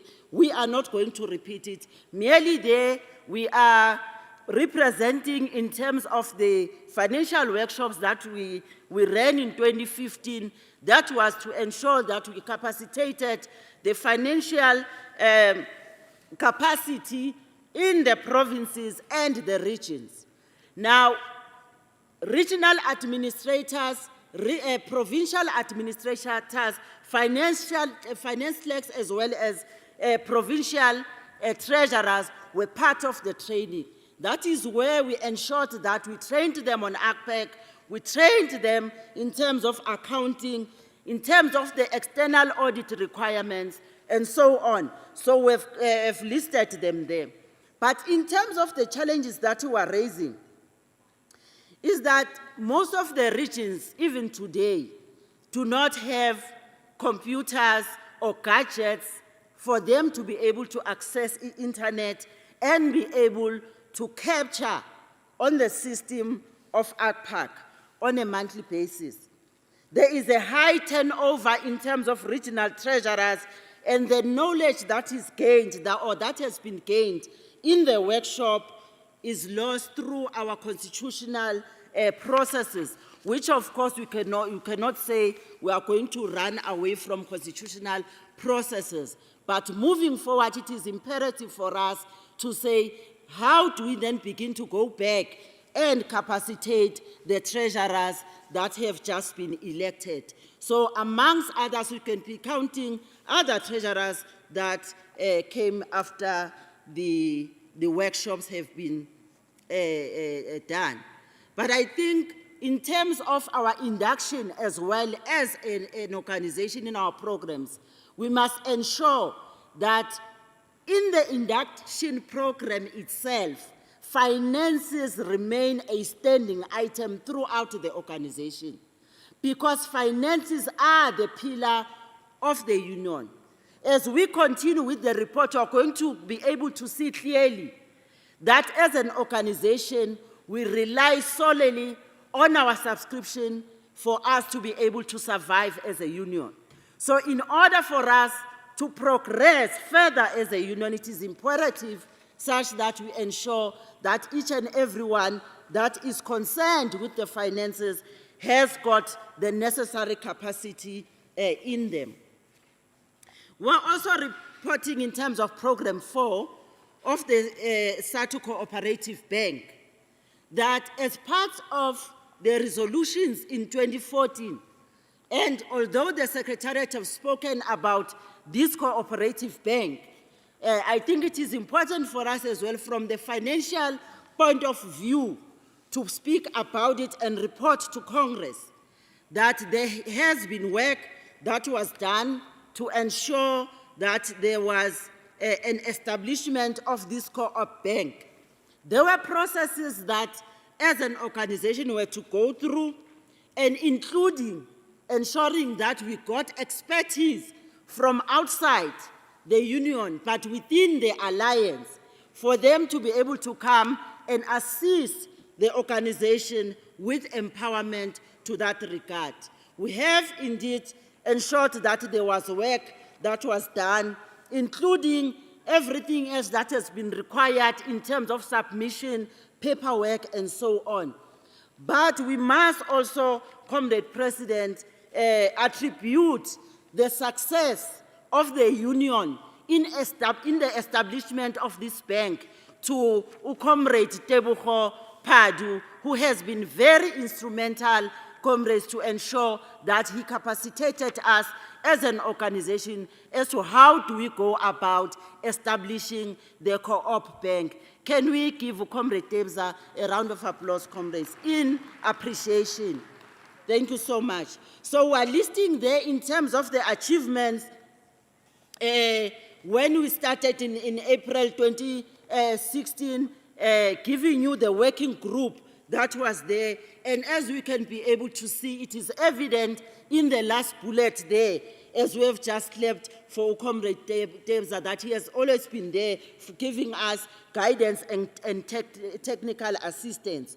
So up until to the point that after the establishment thereof was that, comrade, there is a board of directors that is there, and this co-op bank, we've been speaking about it, targeting meetings of the organization.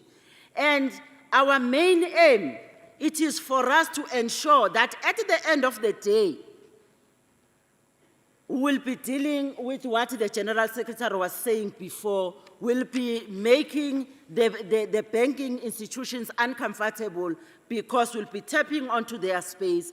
But as an organization, we need to ensure that we own our own bank. But that will not be achieved today. We have got to ensure that we continue.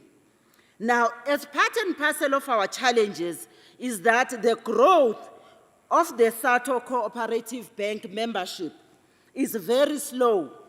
And currently, the membership is standing just over 300,000, 300 members. I nearly made a mistake. Over 300 members. Now, as we are here as delegates to Congress, we are over 300. So it's just a drop in the ocean. So we are presenting this to Congress with an idea that as the Congress, we will be in a position to say, let us join our own cooperative, because it is still at the stage of a cooperative. It is registered now, but it depends upon you and I to turn the cooperative into a fully fledged bank, and which will be our bank. And we have been giving examples previously of other sister unions that own banks, including Chama cha Walimu Tanzania, which is our sister friend union with whom we are affiliated to the Southern African teacher organizations. The Tanzania Teachers Union have got a fully fledged bank. It is their bank, it is theirs. Their membership is the same membership in number like SADTU. And when you go to them, you have got a bank into which you go to that bank. You go like you go to Standard Bank or ABSA. It is termed Mwalimu Bank. It belongs to the union. So, comrades, the attitude should be, If they can do it, why can't we? So there is nothing that is barring us from doing it because they were able to do it. So I think it is important for us as a union to take this very seriously. But for starters, importantly, let us start by building it bit by bit. Let us join our co-op bank. Let us utilize it to the full. Let us ensure that we become shareholders of the bank, because it is our bank, it is ours, and you must ensure that we take ownership thereof. Now, inviting SADTU SACCO to mass meetings should be something that should be done, because it has been done at the level of PECs and PGCs. But I think it is important as well for our organizers and full-time shop stewards such that they are quite conversant about SADTU SACCO, so that they can be able to sell it to the members of the organization. Now, on 3, we are reporting on income and membership statistics. We're not going to go deeper into this because the Secretariat report has tried to give us a synopsis. But importantly is that in the pie chart, what you are representing there is that, as we can be able to see, that the 50% represented in blue is that it's our subscriptions. So meaning that, hence, that's why I said, our subscriptions remain our pillar for the organization or for the existence of the union. So in terms of other incomes, are incomes that are there that we cannot largely rely on them. Donations, we get them sometimes we do not get them. But we are always 100% sure by the end of each and every month that in terms of subscriptions, we are going to be able to get them and they are going to come. But importantly as well, we are not leaving out the agency fee, because agency fee as well is very important, as you can be able to see it there in terms of its presentation in the pie chart. It has also made a great impact, because you look at it, it is boosting us as an organization from time to time. Now, but importantly is that the agency fee, as it is paid to the union, it has got a specific task. You cannot just use it anyhow, because even when it comes to the audit itself, it specifies and they check how we utilize the agency fee, because it is solely for mobilization of members. Now, when we mobilize, it is the union programs, including the Congress itself, it is counted amongst the mobilization programs of the union. So we are representing as well in terms of the graph there, how the income has been coming. But I think importantly, we are going to be able to read for ourselves there.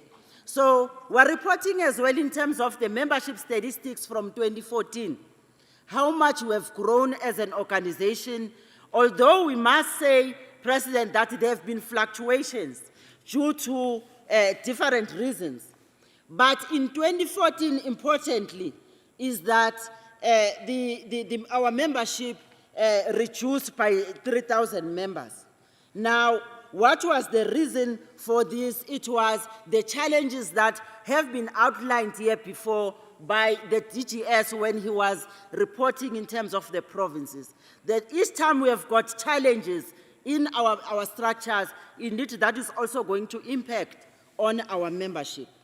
So in 2015, the union membership, although we remained below 250,000 members, but we managed to drop as low as 237 in August of 2015. But we regained again up to 249,615 members as the year progressed. So, but if you can be able to look into the graph there, you look into Gauteng, we are going to notice that there is indeed a large shoot that is there showing the membership of Gauteng growing drastically in 2015. And that was largely due to the TVET lecturers' subscriptions that were all of them allocated to one province. That was in 2015. And subsequently in 2016, it was rectified. Hence, they were all allocated to the respective provinces. The membership stats in 2016, here we've given you a graphic and a narrative explanation, as well as in 2017 and 2018. Now, but importantly is that in 2018, the union membership reached a mark of 250,000 members. And by the end of the year, we're closed at 255,000 members as we continued to fluctuate in that way. Now, the stats for the current year in 2019, as we are reporting as at the end of June, was that we were currently at 258,372 members by the end of June in 2019. Comrade President, in terms of the auditing of books, I think importantly is that what you are saying is that the National Executive Committee in the years under review, that is from 2014 up until to 2018, they have been appointed Ungubane and Company as the auditors that have been auditing the books of the organization. So the audit has been for national, province, regions, and a sample at the level of the branches. But we must also say that as the years progress, the audit itself encompassed all the branches as well. So this is the report that we are giving you, and then we've attached all the financial reports for the years that you are talking about, that is 2014, 15, 16, 17, and as well as 2018. And all of them have been presented to the National Executive Committee, which, where they were adopted. So we're presenting them here to Congress for them to be able to look at with the view in mind that the NEC has done the work in terms of adopting them. We are analyzing them there, comrades. It's nothing much that we are doing in terms of the ratios and everything else. It remains for us as delegates to go through the report. And in conclusion, Comrade President, is that you are saying on behalf of the National Executive Committee, would like to send a word of gratitude to the members of the Finance Committee who have ensured that through our term or our administration, they have always ensured that they did the work on behalf of the NEC. They've scrutinized. If there were books that they needed to look at, they were always there, looked into all the books, ensured that they worked with precision. They have ensured that if there were quotations for them to be looked into, they did all that work and looked into that, those quotations, and thereafter, after making a recommendation to the National Executive Committee, they had always been there for the union. They have executed their responsibility that was given to them with diligence. Hence, that is why, as we are standing here today, we are proud to report that as a union, we are financially sound as we speak to you now. We are going concern. Now, this also goes to the staff members who have ensured that they have supported the leadership at all levels of the organization. It is not important for us to report at the level of national, looking away from branches, regions, and provinces.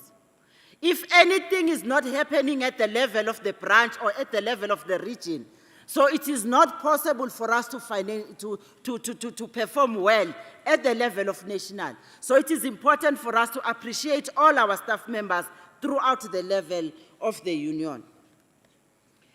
To the entire membership of the organization, would like to thank you as well on behalf of the National Executive Committee. The Secretariat has spoken about this, but we want to also to stress on it to say, comrades, for having remaining loyal members of the unions against all odds. You have always been there for your union, and we have already seen you in all the programs of the organization. You can be able to see if members really do love where they belong. It is evident in you. You can be able to attest to that, because even here during this Congress, we can be able to see you, how you love being in your union. So we appreciate you for that, comrade, and we pledge you to remain members like we have always done that. So we are referring to you as the real members, as the real owners of this organization, and that is the members of the union. So we are also urging you, comrades, to join SADTU SACCO in your numbers, and also mobilize as you are going to go back to your sites, and mobilize other members to join the SADTU SACCO, such that at the end of the day, we are looking for the union to own its own banking institution. Thank you, Comrade President.